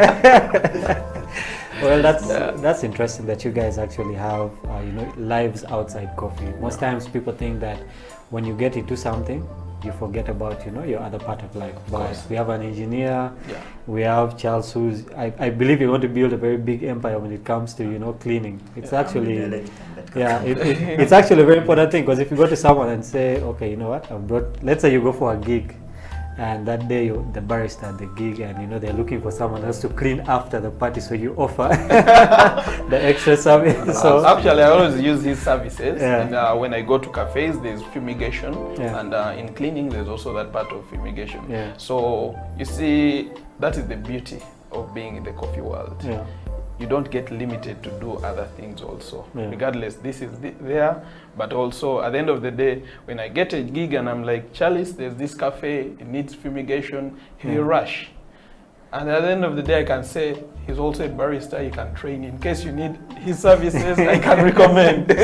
So the boss is like, oh, really? This is so it's always a win-win situation when it comes to this. Okay, that's interesting. Let's get a bit away from work here for just 1 second. I believe that outside work, we also have other lives, So what are you guys passionate about? I know there are people who are passionate about football. There are people who are passionate about sports, riding bikes and different things. So what are you passionate about, Isaac? Like me, Isaac, actually, research. That is number one. Research about engineering and also coffee. The other thing is I love watching movies and animations. Because I learn a lot from them. Movies. Not every movie. I specify movies. So I like watching swimming, going to the beach. That I also like playing football, but I don't watch football. I just like to go there, sweat a bit, come out, and you go and bathe and you sleep. So, but I don't like watching football. Most of my time I spend them on my laptop doing research about the field, because I'm in the business where I'm preaching a gospel. So I have to have more knowledge, be up to date about what is happening and what is trending. So most of my time I'm always in the office, either watching a movie or just doing research. Okay. Because what I like best. Interesting. What about you, Charles? What are you passionate about? 100% football. It's always interesting, you know, out of 10 people, you'll find someone who watches football. Yeah, of course. I like football from my childhood to where I am. Yeah, and watching film, movies, part of it. But for me, when there is a match somewhere, I definitely first go and watch that football. So which team do you support? I hope it's not Arsenal, but let's move on with that. It's on. It's Arsenal. You know, it's so funny that last week after the Arsenal game, there were a lot of memes coming out, and was saying that, you know, the federation should allow Arsenal to have 2 goalkeepers because because the way things are going for Arsenal now, it's just stories. It's not just stories, but and it's interesting to always know that, you know, there are other things that we're passionate about in life, you know, and these are the things that make you a wholesome person. You know, when you pick different parts of your life and put it together, it makes you a wholesome person. And I believe that it's this kind of personality that you bring to the coffee business, because you have to deal with very different kind of people, very different kinds of situations.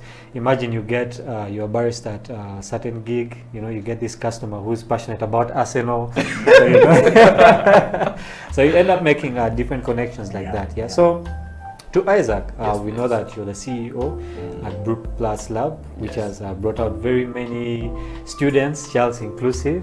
What has your experience been at Brew Plus, you know, with all these years of experience and with the different students you've had? What has been your experience so far? Actually, one thing you have to know as someone who trains, it's not easy to train.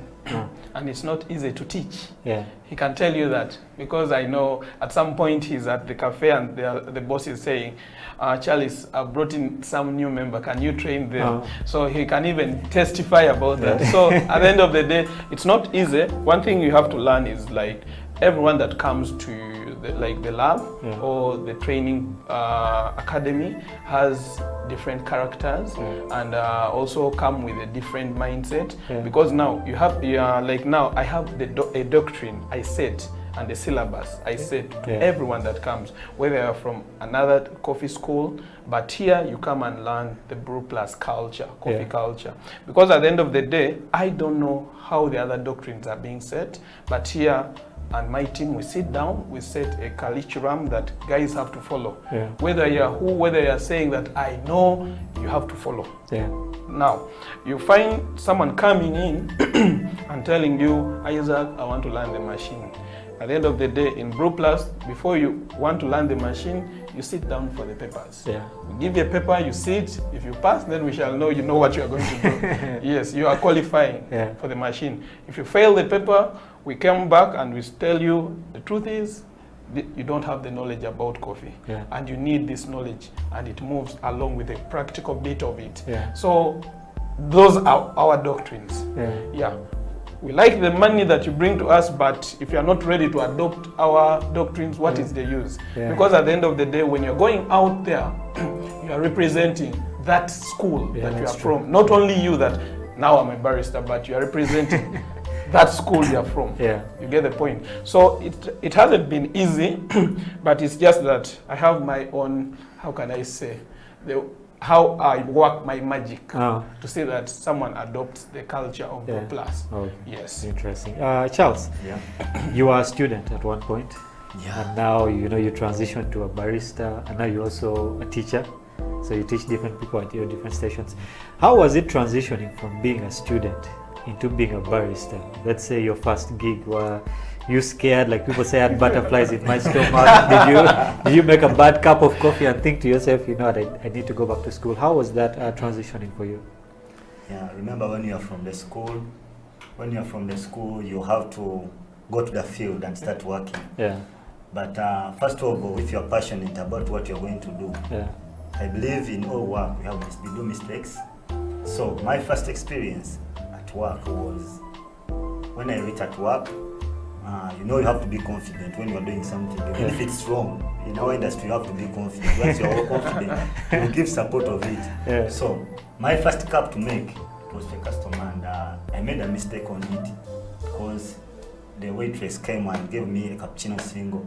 I made it and gave it to her. Then she told me, no, the guest wanted a flower on it. I could not make a flower. So I said, what I've given you is what is supposed to go. I cannot make another cup of coffee. Yeah. Please take that to a customer. If he calls me, I'll explain why. So that's how I started. Yeah. But to me, when you love what you're doing, even when you make mistakes, still you will support that mistake and it will go. So I have love for the coffee, for the industry. I have love for what I'm doing, and when I'm on the station, trust me, I don't want anyone to disturb me.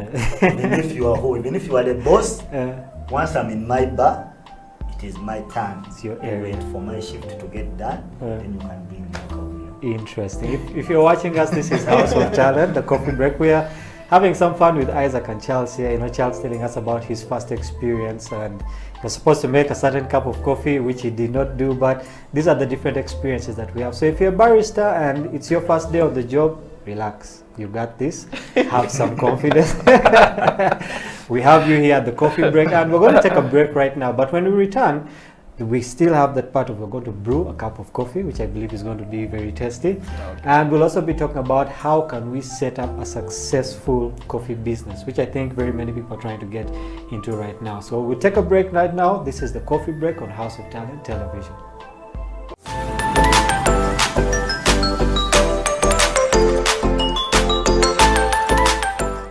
Welcome back to the Coffee Break on House of Talent Television. My name is Ateng Emmanuel, and this is the show that is all about coffee. Remember, if you know someone who's a barista, who's a kappa, who grows coffee, and you think they need to be on the show, you can always contact us. Let us know. We'll bring them here so that we can always change information. As you know, people in the coffee industry, it's a growing industry, and we need to support each other. But if you just love the show, you can always tune into House of Talent Television. We'll be giving you guys the best information on coffee. We'll be teaching you guys how to brew different cups of coffee, and basically, you just have a good time like we're having right now in the studio with Isaac and Charles. You know, Charles telling us about his experience and him watching football, supporting Arsenal. For Arsenal supporters, I think you need a lot of coffee for basically what's going on in your camp. Yeah, but it's really interesting. I know both of you have, you know, you were students once, then you passed out, and you know now, Isaac, you run Brew Plus, and Charles, you're also doing your thing. And there are people out there who want to know, okay, if I want to set up a successful coffee business, okay, where do I start? Like from conception until, you know, I serve my first cup, you know. Isaac, where do we start? Now, where do you start is one. As the CEO of the project, let's say you are the boss, you have to have a good team. Even before you have a good team, you have to have knowledge about what you're going to do. Now, this is the challenge we are finding in our field, that most of the bosses, because just someone has money, he saw, like, let's say the boss of Cafe Javas putting up a restaurant, so he's like, let me also go, I have my room there, let me make it a coffee shop. No, things don't just work like that. You just have to, you have the money, right? But the other thing, you need knowledge about what you are entering into. You get it's like buying a car and you want to drive it, but you have never driven before, or you have never been in a driving school. So at the end of the day, you're going to crash. True. Now, I always tell the bosses, do you know or do you have any knowledge about this field?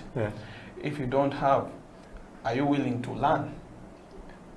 2, the team you're going to work with. Now, the restaurant business or the hotel industry is too big. We have different sectors. We have the managerial sector, where the managers fall. We have the supervision sector, where the supervisors fall. We have the waiters, we have the barmen, we have like the barmen. we have the baristas, we have the kitchen. In the kitchen, you'll find the head chef, we have the pastry chefs, we have the stewards. So every sector, you have to know what happens in the kitchen. Is the kitchen the same as barista? So most bosses don't even differentiate between the barista sector and the kitchen sector. They think this is one. Yeah. You get the point? So at the end of the day, you have to have all that knowledge about what you're going to invest in your money. Yeah. And the other thing, you have to come up with what they call a doctrine and recipes of that particular place. Okay. Now, for example, I've worked with Javas. They have their culture as Javas, they have their recipes as Javas, and they have their doctrines as Javas. Yeah. Javas has a policy that whenever you come to Javas, you have to learn how to do things in the Javas way. Once you leave Javas, you can do things the way you want. If you go to La Petite, I've worked with their La Patisserie, you'll find that they have their culture. The way they serve certain things is not the same way that like Javas does it. So all these, as a person who wants to invest money in the restaurant business, you have to have a system and a team that helps you come up with either that system or you build up that system as you, so that you know that here, this is our recipe, here, this is what we do, here, when someone joins, this is what they do. Okay. To Charles, you're running two businesses now. Okay, you're running a cleaning business, then you're also doing it with coffee. Isaac has given us a good perspective, but I believe that different people have different perspectives. So, for you, let's say when you were starting the cleaning business, okay, I believe business is one thing. We could get into different avenues, coffee, cleaning, sports, and all these things, but at the bottom of it, business is the same. So, what are some of those steps you took, you know, when you decided to open your cleaning business or your coffee business that, you know, other people can learn from? First of all, before you start a business, to me, you have to have the love of what you're going to do. Like for my cleaning company, I started it because I had the experience about it. Two, the location of the place. What is your target group? Yes. And another thing is marketing. You have to know when you're starting a business, do people know who you are? Do people have an experience about you? Have you ever worked for someone at a certain place? How was your work? Because I believe in any business, any person you get, any customer you get, you have to do the best out of you, such that that customer will attract others to join your company. So I had to make sure that the people I serve, I do my best to attract others. And I'm so happy because at least the people I targeted to when I was starting my car business, bringing in more and more customers to me, and I'm doing my best to provide what I can to them. Interesting. You brought up a very important subject there. When it comes to a business, there are certain things that we need to consider. He talked about the target audience. Isaac, when you are starting the Brew Plus Lab, what was your target audience? I believe you sat down and said, you know what, this is the group of people that I need to target, and this is the group of people that are maybe going to bring me the most income, or you know, these are the group of people who are going to come for lessons and all that. So how did you come up with your target audience, and what is the target audience? Around me, I had what they call friends. Now, the best people who are going to market your product are your friends. Now, once, like for example, Brew Plus, you train one person, they'll go and preach the gospel and say, I recommend you to join Barista. Now, class attracts class. True. If you have a good product, it will always attract people who want it. Now, I've seen people out there going on saying, I'm selling this, it's the best, advertising their product. But at the end of the day, if you use their product, it's not worth it what they're saying. Now, at the end of the day, class will always attract class. Now, my clientele is friends. Because now, every person that I'm close to and I've trained are the same people who are the ones recommending. So majorly it's friends, family, because they support my hustle. Yeah. You get the point? It starts with the people around you. Yeah. Because I don't know the line that is behind Charles, the people behind him, yeah. but he's my friend. I don't know the line that is behind you, yeah. but you are my friend. True. At some point, when they talk about coffee, who comes to your mind right now? You. Thank you. So you get the point. Eh? Yeah. Sometimes start with, don't go and say, now I've opened up, let me go to the TVs and start showing everyone that I know, I do this, I do this. Yeah, you may put in millions of money, but at the end of the day, you are ignoring the people who could preach the gospel more. Yeah. May I believe my friend can preach the gospel more if my work is worth it. True. So put emphasis on your work, upgrading your work to a certain level whereby people will look for you. Yeah. You know, the poorest man on earth is not the man without money, but the man without knowledge. Yeah. So at some point, knowledge, look at King Solomon. Yeah. He's rich because of what? Knowledge. True. So at the end of the day, you need knowledge and money will find you. True. So a good name is also better than precious riches, not so? So which Very means true. make a good name, Yeah. and because of your good name, everyone will come back to you. Yeah. There's a scene that has been going on with Javas of recently. Yeah. Javas is a big brand. But at the end of the day, if you have to look back on the scene, you cannot take it down easily because of something small. Yeah. Now, a good name is better than precious riches. So work on your name, yeah. Other things will follow you. That's very true. Just to add on what, yeah, please. Just to add on what Isaac has said, ever since I met Isaac in 2018, he has been the same person up to today. Yeah.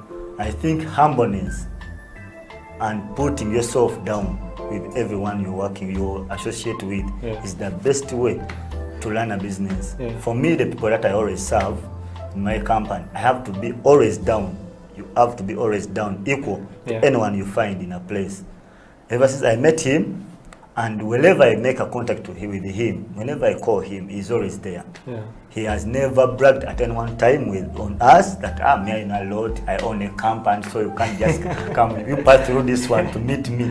So he has always been there, even when I call him at night, in the middle of the night, because you know, in our industry, you keep researching and you keep contacting the people who are ahead of you, because I believe he's ahead of me in the coffee industry, so I always disturb him. I'll keep on disturbing him. Keep on disturbing him, such that I want to reach at a point where at least I'm sitting on the same table with him. Yes, because I believe even those guys who are coming from down, meeting us, we have to be humble to them for them to learn. But if we brag, there's no way we can teach each other. Very true. I like what you're saying there. And we're going to go into another break. What we're discussing is really interesting. I know people don't want us to even go into a break right now, but we're going to go into a break, and when we get back, there are certain issues that are basically facing the coffee industry right now that we need to talk about. You know, for example, the issue that happened with Javas and all these things, and there are things that we should talk about that will help other baristas who are coming up. We'll take a break right now. This is the Coffee Break on House of Talent Television.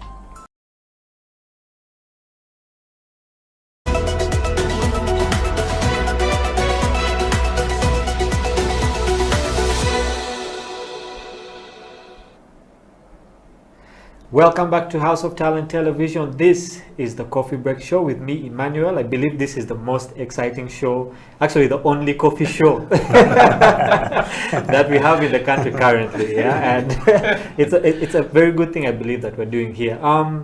Before we went for a break, we're basically discussing how you can, start up a successful coffee business.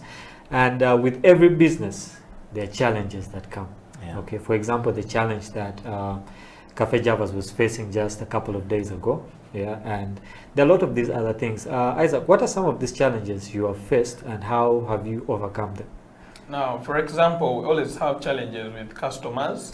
That's why whenever I used to be in restaurants, I used to be in the barista sector, and at a point whereby I serve my own customers coffee, so that even if it means me going out to get some orders from the customer, it helps me how? I have to understand, how does Emma take his coffee? Yeah. How does Charles take coffee? Maybe Charles is not a fan of strong coffee, so you have to understand how customers take their coffee. Yeah. Yes, and there's a customer coming and telling you, can you do me something off the menu but I'm willing to pay? Yeah. So at the end of the day, you have to come up with something unique off the menu, but the customer is going to pay. Even if you tell them it will cost 50,000, they will say, it's fine, just do it. Yeah. Then break it down to the customer, tell him, according to what I'm going to do a blend of this, do this and this. Are you allergic to something? Yeah. Find out exactly. If the customer is allergic to something, you don't put it there when you're making. Yeah. You get the point? So, I believe most baristas think that by being behind the bar, now they are done. You get the point? Yeah. But reach to that point of understanding each customer that, you see, waiters, they do mistakes also. They are humans. So at some point, a waiter will come with a confusing order. Some waiters will, you see, who are not trained very well, they will come. For example, someone will come and say, I have customers there, there are 4, they are saying they want an espresso divided into 4. And seriously, you're like, but it is impossible. Come on, how can you divide this into 4? Yeah. So at some point, it gives you a mind. Don't be harsh on that waiter, but ask the waiter, can I please meet with the customer, and explain to them. Yeah. You get the point. What an espresso is, it's just a shot. Yeah. So at the end of the day, that is how I used to operate in the restaurant. Okay. I feel me involving, apart from the production part, but also in the service part, it was the best thing that has ever happened to me. Yeah, because that's how I made friends with the customers. They're like, where's this black guy? If this black guy is not there, man, I'm not taking coffee today. You get the point? Yeah. So the customer is calling you like, man, I came there, you're not there. What happened? You are the only one who knows how to do my beverage. Yeah. So at the end of the day, you as like the boss of the restaurant, you have to come up with a team, give the baristas a chance to go and build recipes for your restaurant. Give them the time to do research. Most baristas, they are used to just coming to the station, going back. The only time they are meeting the boss is when there's something big that has happened. Maybe a client is saying, today this guy's coffee is not good. So you as a boss, love the baristas, be part of the team. We have seen bosses whereby he's asking, where is this going? He picks the tray, he takes, it is his business. Lead by example. Don't be in the office say, I'm paying him. you see the point? Don't be harsh on these people who are doing production. True. You get the point? A barista is having a lot on the mind during production. Orders are flying in like jet fighters. So at the end of the day, you as a boss, you're also coming to stress him. So they're dealing with a lot. It's not easy to be behind there. I know what is that. The next day you're hearing a customer say, man, I didn't order for this. What is this? Take it away, pouring it on him. So these guys are dealing with a lot. So at some point, you as a boss, you have to be calm with the people in production, or else you are going to make them hate their job. Yes. So a couple of things you've said there. One, you have to brand yourself. Yes. You know, people are looking for you. If you're not there, nothing is happening. So you have to brand yourself as a barista. Then too, you have to know how to work with people. Yes. Not only your customers, but also the people you work with, you know, in the station. And also, like he said earlier, you have to be down to earth. Even if you're a boss, you know, don't sit there in your office and, you know, throw out orders. Come down to the station and work with the people. I believe that when you work together, you can go further. Okay. Before we get into brewing a cup of coffee, I believe that for every industry, you know, especially now for coffee that is growing, okay, there are very many people that are starting to come into it. Okay. And with all these different people, there are different perspectives, different recipes when it comes to, you know, the coffee shops, and different schools with different doctrines, different ways in which they do things. And I believe that at a certain point, no one wants to support the other because everyone wants to climb where? Up to the top. So everyone is being secretive about this and that, you know, not giving out, you know, the kind of stuff that they do at their school. Maybe I'm a barista, I came up with some very good recipe, I can't tell the next person because, you know, it might hurt me. Yeah, so to Charles, I believe that this is a problem that is there.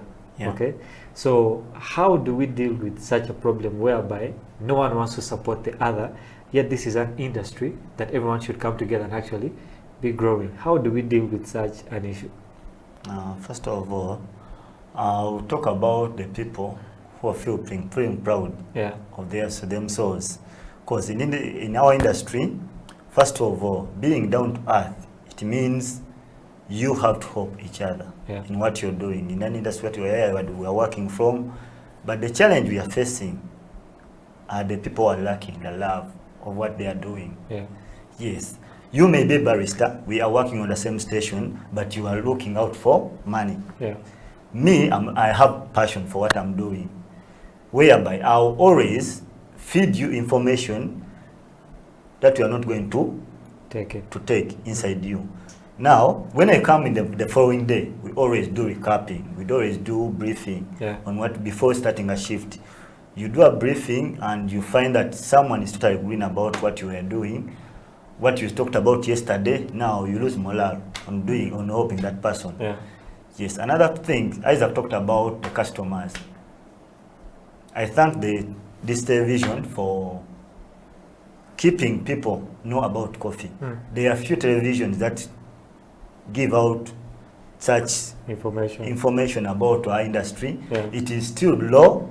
People don't know total about coffee. You receive a customer in the restaurant, he tells you, I need, you give me a coffee beverage. For example, you give me espresso. He just reads it from the menu. You do espresso, you serve espresso. He calls you because in our restaurant we always go and make a follow-up to our customers. How was the taste of the beverage I served? So you go there, the customer tells, hey, what is this? I don't know what you gave me. Binobichi. I said that is espresso. You have to explain espresso. Then at certain point, then he will tell you, I didn't know. Just bring me hot water and add on because I need too much of it. But this is too bitter. So we need to put up shows. I request Isaac to always make exhibitions, because by making exhibitions, a person who doesn't know any beverage, he will just know what espresso is, he will know what a cappuccino is. Different customers, they have different tastes. We talked about it. You go to a customer, you make taste, I need a cappuccino. If you don't make a follow-up, he will go. But at Java's, they are making a follow-up. Now, the problem you face, he will not come back. But when you go to him, I personally have a customer who needs a hot cappuccino. A hot cappuccino. If you don't go and get information from him, understanding the customer, you will not know what he wants, and you will go move cafe to cafe because he's always waiting for you to come and engage with him. If you don't engage with him, he doesn't know, and you just go to another cafe. The other day at Java's, another cafe. So you keep on moving till you get someone who understands his taste. Another thing is about, like the incident that happened to Java's recently. That thing can happen to anyone. It can happen to any restaurant, to any cafe in the country, because you can't tell. For example, you have come, I've made for you a milkshake, you have taken it away. How will I know what happened on the way? On the transit. On the transit. In the process of taking it. Now, the more you come and you say, you put this in my, sincerely, we analyze that before the drink goes out, before the beverage goes out, we have to make sure it is clean and it is properly made. You get, so if you go out, you bring your information, the feedback that I found a rat in this, I found a cockroach in this. I cannot blame myself, the person who made it, and I'm happy if Java didn't fire the people who made that milkshake, because you cannot tell. It was in the transit. The process of taking it, you don't know. You may go out and you put the back You of see, the the challenge was, when you see that clip, the challenge was that it's very rare to find a rat in a shake, because I know how a shake is made. At some point, if it, not only a blender, even if you are using a shaker or a shake machine, trust me, you will end up blending that rat. In fact, you are doing a rat shake. You get so you see, if they found a rat's tail, it would be understandable. But they found a whole rat. But this rat was found after the milkshake was consumed, and it touched. And you went out, you came back, so it was funny. So one thing customers are forgetting, that we know how production is done. That's why I stand with Javas. Not that because I've worked there, but I know how the production is done. Even if it had happened to any other cafe that I've been I know how things are done in the barista sector, and these guys are keen about. You see, the doctrine is like, before an order goes out, you have to triple check the order.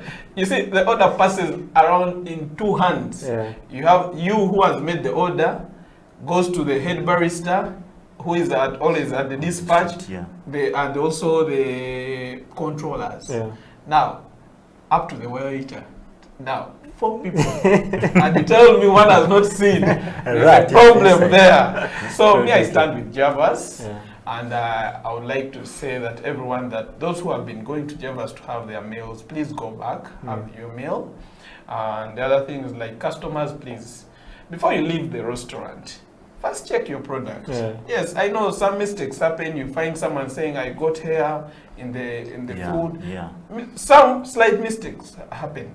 But at the end of the day, this one was really, I don't stand with it's interesting what happened, but also you can bounce back from that. I think we've reached to that part of the show where we get to brew a cup of coffee. I believe that there's certain people who wait for this part. They get their things together and say, you know what, I'm waiting to brew.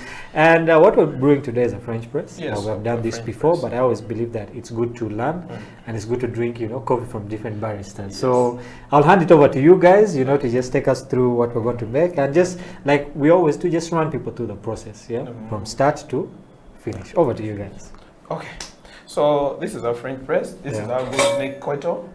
This is our kettle. It's called gooseneck kettles. Baristas outside there know what a gooseneck kettle is. It's used for brewing coffee. Not like the other kettles you have at home. It's kind of different. So we have our hot water in the flask. Anyone can do this at home. You don't need to just have a big machine to do it from home. So I have my hot water in the flask. I open. I pour in my hot water.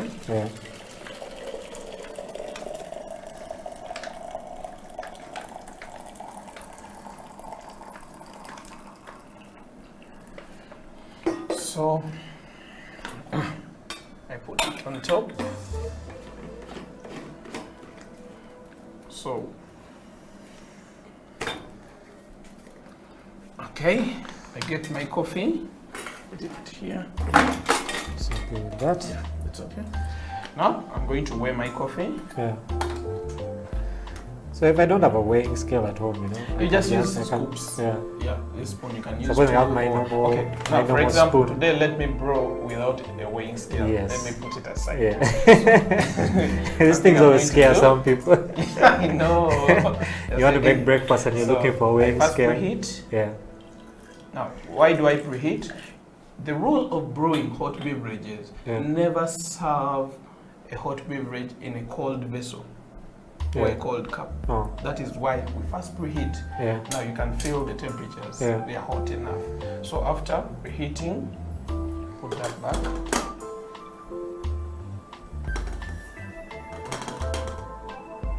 You pour that water aside. So I have an extra cup here. After, you measure your coffee.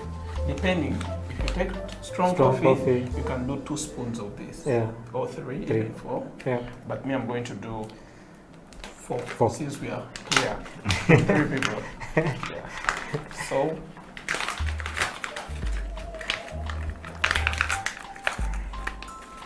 As we continue with the coffee, I just wanted to ask Charles, there are certain myths about coffee. The last time we came to Brew Plus, one of the guys in our production crew, he was chewing coffee beans, and he said when he got home, he couldn't sleep. So to Charles, is it true that, okay, not when you consume coffee, okay, there's that effect, sometimes you don't sleep, but if I chew coffee beans on a daily, does it have the same effect, okay, on me as if I've taken a cup of coffee? Would it kill that kind of sleep from me? Or it's different for different people? And that one happens to different people. Yeah. Like for some, you can find someone, a barista. Let me say, I'll not talk about the people, the audience. Yeah. I'll talk about a barista. Yeah. He tells you, me, I'll take 4 shots of espresso to work out for me. Yeah. Now for me, when I'm at home, because I always have coffee at home. Yeah. So I always get 3 spoons of ground coffee, put in my cup, make a cup of coffee. I'll watch movies till Now, chewing beans also almost the same, only that the other one doesn't have water. Yes, you chew it slowly, depends on that period of time you're going to chew your beans. Because you're not going to like you chewing beanie. You have to chew slowly, taking your time, like our old judges, the old fellows, they used to take beans slowly. You take it slowly, you chew it slowly, it will work out for you. Okay. Yeah, so and the other thing you have to know about coffee, that coffee has caffeine. It's a natural acting stimulant, which means if you don't want to sleep, drink coffee. That's why I always ask people that, why do you drink energy drinks, like let's say Rock Boom or Sting? Because you see, whenever I'm weak and I feel the body is weak, I should just take that. Take my Sting. Yeah. So if it's a stimulant, I believe that even for there are people who go to the gym. So if I take coffee before I go to the gym, will it have an effect? Yeah, because it takes you back to history. Look at the American G.I. Joes, where the history of Americano came about. Look at the athletes who used to go for to do the running thing. They used to drink coffee to help them boost their metabolism during that period of exercise. So it's always, I advise, once you're hitting the gym, first have a cup of coffee at least 30 minutes earlier, then you go on. It will help you boost that morale. And another thing to talk about, I don't need. To we, people who love football and who have ever played football, it is always advisable to take a cup of coffee after playing football, because it will bring back the energy that you have lost while in the field. So it is a good beverage to take after and before. Reminds me of a joke. I think your Arsenal guys need baristas. The energy they're using needs to be replaced. But so what level are we at brewing our coffee right now? We are done. I'm just serving the coffee. Okay. Yes. So if you're out there, you want to know more about coffee, we always have this show every week. You can always tune into House of Talent Television. We have basically hosted very many different baristas from different walks of life who have given us their experiences, their stories, and we believe that there are still many more who will be coming through here. If you're a barista yourself and you want to come onto the show, let us know. Send us a message. We will be very happy to host you, because we want to grow this industry as much as we can. We need to support each other, just like Isaac is here, is supporting his students always. Charles is also here. And we've come to that part of the show where we need to say bye to the people until next time. I know that it's not a time that any of us likes. We could sit here and talk about coffee, like someone said, till the cows go home. But Isaac, any parting words before we go? I just want to say thank you to whoever has been supporting me, majorly my students, because they have really helped me in terms of recommending others to me. Now, I want to thank the team that is in Dubai, Kuwait, Qatar, Saudi Arabia, that is Musao, Abdul, that is Paul, all that, those are my students. I've trained them, they're happy, they have given me a lot of good feedbacks. And I miss those days so much. I miss my lady baristas who are there that I trained, Jamila, that is Irene, Martha, all those, I miss them. Isaac, I miss them so much. Daniel, I wish they are home to see this. Charles, any parting words from you? First of all, I will thank the House of Talent for hosting us, for putting up this show always. I'm so glad to be here. I will thank my mentor, my teacher, for allowing, because when he told me yesterday that you're going to be on the show, I said, because I've never been at one. So I'm so glad that I came and I shared my experience with the audience. I'm so glad with you guys. I'm glad with the team. So please, whoever out there, please keep trying coffee. It's a good beverage for everyone to take. I also just want to thank you guys for coming onto the show. I know that every time we call, you guys are there to come and be with us. I just want to say thank you very much. And to the production guys, I know they also can't wait to have this cup of coffee. They are waiting to get off the production just to get this cup of coffee, and we'll be sharing that with them. But thank you very much, our viewers, for those of you who have been on the show with us today. Remember, always tune in, always watch, send us messages. If you like what you see, let us know. If you need anything from us, let us know. If you want something that we should change on the show, let us also know. We are here for you. Isaac, Charles, and all these other baristas are here to give you different information. From us, have a blessed day. Thank you for spending time with us on the coffee break on House of Talent Television. We'll take it away with our cup of coffee. Guys, thank you very much for coming on the show. Till next time, this is House of Talent Television, the Coffee Break Show.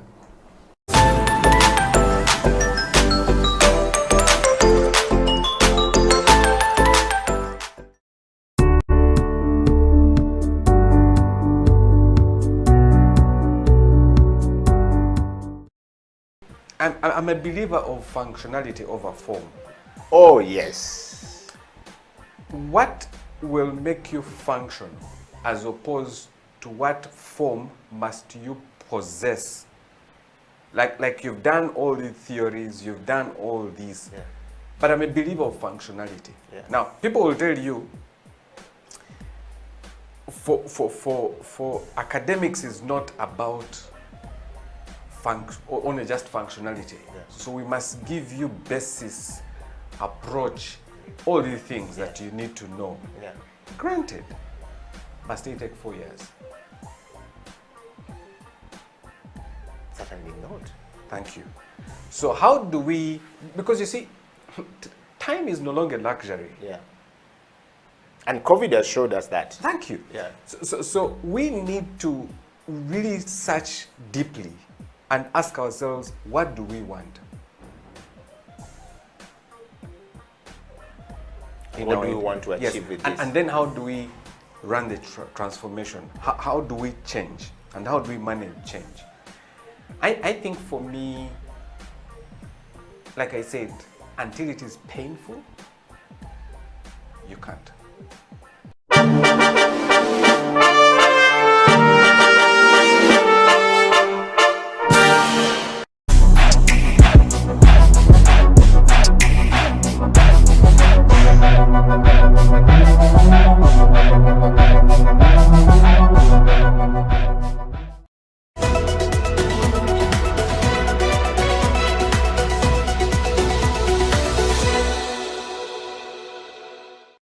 I think the challenge with some of the art forms are they're quite expensive and exhausting. When you talk about like video mapping, I mean, if you're a video mapping artist in Uganda, where would you get a job? Who's going to give you a gig?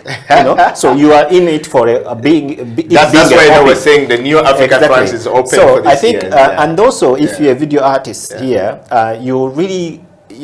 I mean, it will be really hard for you to get a gig in France or Europe because they are at a whole different level when it comes to mind, when it comes to skills, when it comes to software, because all these things work with software. Every time there's a new software, there's a new, it's like being on these apps that people use all the time. Everything, all the time there's something new. And how do you keep up with that? So some art forms would be really difficult for some of the Ugandan artists.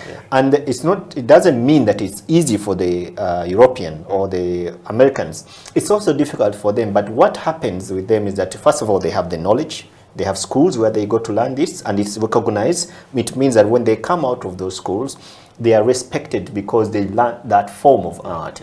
And then when they go out in the market and they don't have gigs, there is a system that helps them to survive. They are given some, capital or money to survive on, even if they don't have a gig. When they get a gig, they can declare that they got a gig, and then they don't have to claim money from the state. So gig being business in So if there is that, if there was a system like that, and imagine Eddie or young people who are, and every year there's also these opportunities, like every year there's a lights festival, there is a video mapping festival, there's a, you know, all these street theater festivals.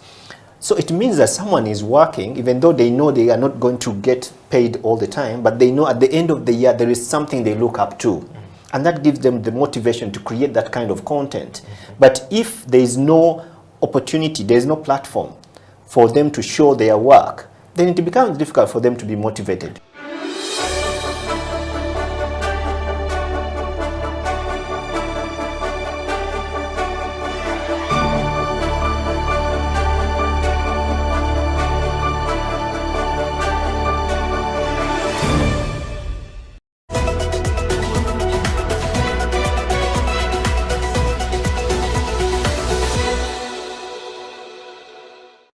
This one is called manual brewing. This is Gravity manual brewing. Yeah. It's part of specialty. So we've been talking about specialty. Specialty came and introduced to us manual brewing, 2 methods of brewing. That's the main difference between specialty and commercial. Yeah. In specialty cafes, you'll find people, baristas doing manual brewing. Okay. In commercial, they'll be doing only machine, espresso machine. Okay. That's another method. And this is another method. So we do this one manually. What's the main point of manual brewing? And what is our expectations? Yeah. Why do we make manual brewing? What's the difference between this and the normal coffee? Yeah. First of all, it's not about making strong coffee, making whatever. No, we can make manual brewed coffee, a very nice one. Yeah. What we are looking for is optimum balance. Okay. Shouldn't be bitter, shouldn't be too acidic, should be balanced. Okay. So someone should drink coffee and enjoy only that. Yeah.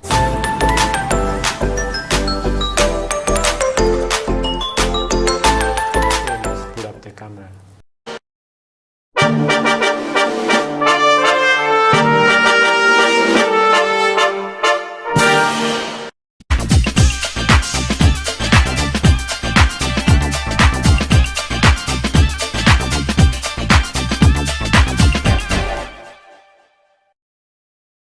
To talk about my experiences and how God has been able to use me in the different exposures.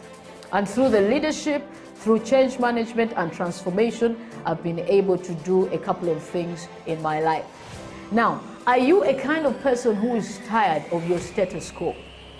Do you want your situation to change? Are you tired of what is going on in your life? You know, change is a fact of life. We've all been through experiences in the last couple of months that have taken us to a place where we need to do something about our lives. We need to change whatever is going on. So if you have not piled up investment for yourself, you need to do that. If you've not done businesses to hold your family in future, you need to do that. Are you thinking of full-time employment? You need to be thinking about your life after employment or your business in the next couple of years. So if you want us to chat, if you want us to talk about this, please get in touch with us at SEAL Uganda on number 0772443085 or check our website www.sealuganda.com, or on all the social media handles. You can hook me up or Facebook, that is Jean Paul Olowo, on Instagram, Jean Paul Olowo, and on Twitter and LinkedIn. Then we can chat a way forward with you. We can help you, we can coach you, we can walk with you this journey of financial freedom. Thank you.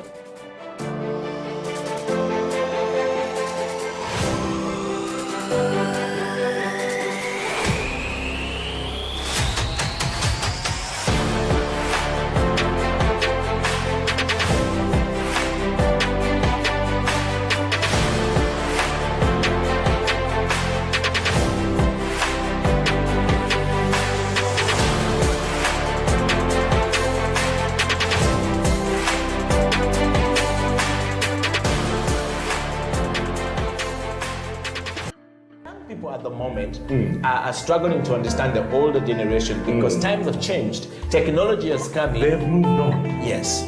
We're the ones sitting back and wondering, what is my child on to? TikTok has surpassed WhatsApp. The other one I call, I never call it Facebook, it's Bookface. Why are you on Bookface? Dad, it's Facebook. Yes.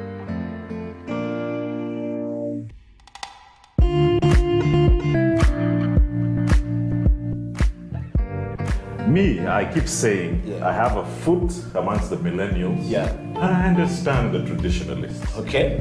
There's a song in the 60s, by the way, and in the 90s, 70s, where they're like, parents don't understand. Yes. Remember Prince? Yes. Prince.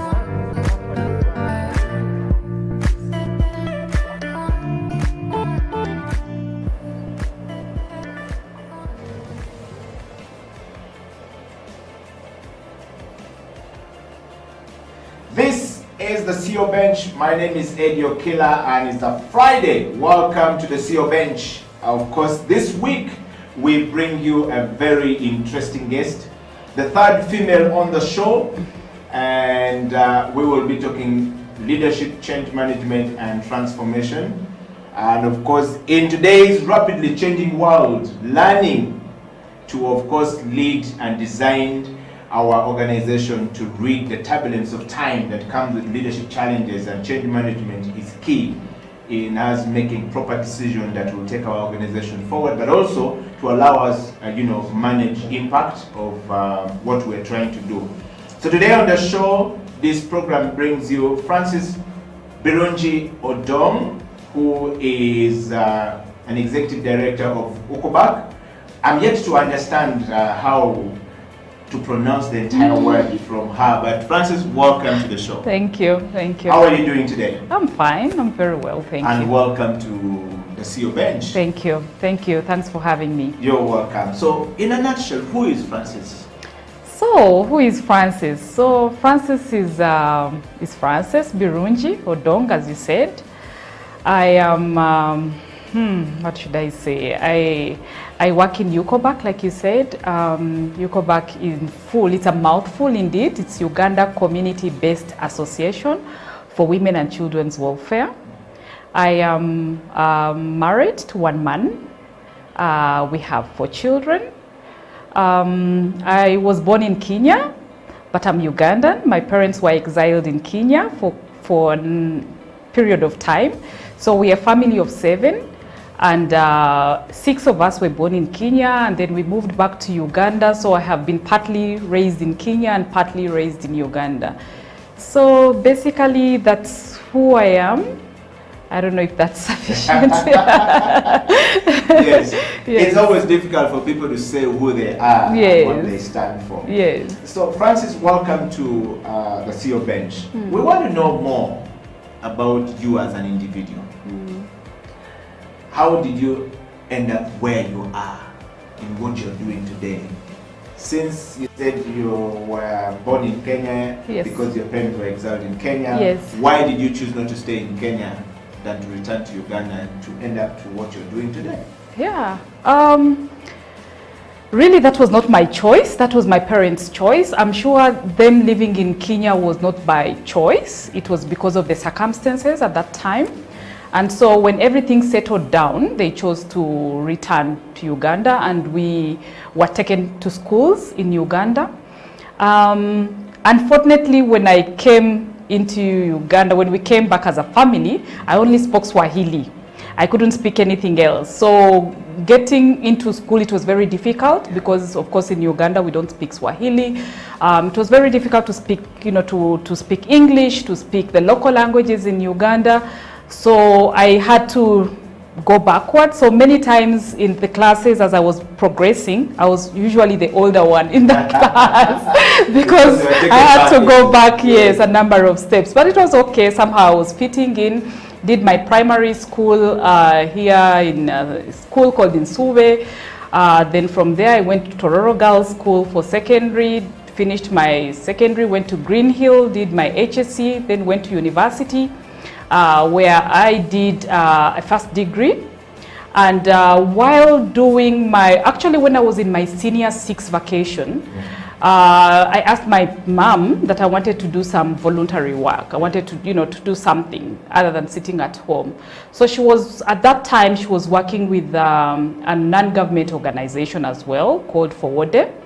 And I was taken in as an intern. So I worked there. It really kind of gave me the first experience of working in a civil society organization. They were focusing on work, supporting women to participate in leadership positions and so forth. So it was very intriguing at that age, but it was not yet my time to really, work. I wasn't very sure, but I was trying to figure out what it is that I wanted to do. And for me, it was very empowering seeing what was happening in this organization. And when I went to university, I did social sciences, majoring in sociology. So I think my choice for the university for the course that I took was because of what I saw that was happening. Exactly, in this organization.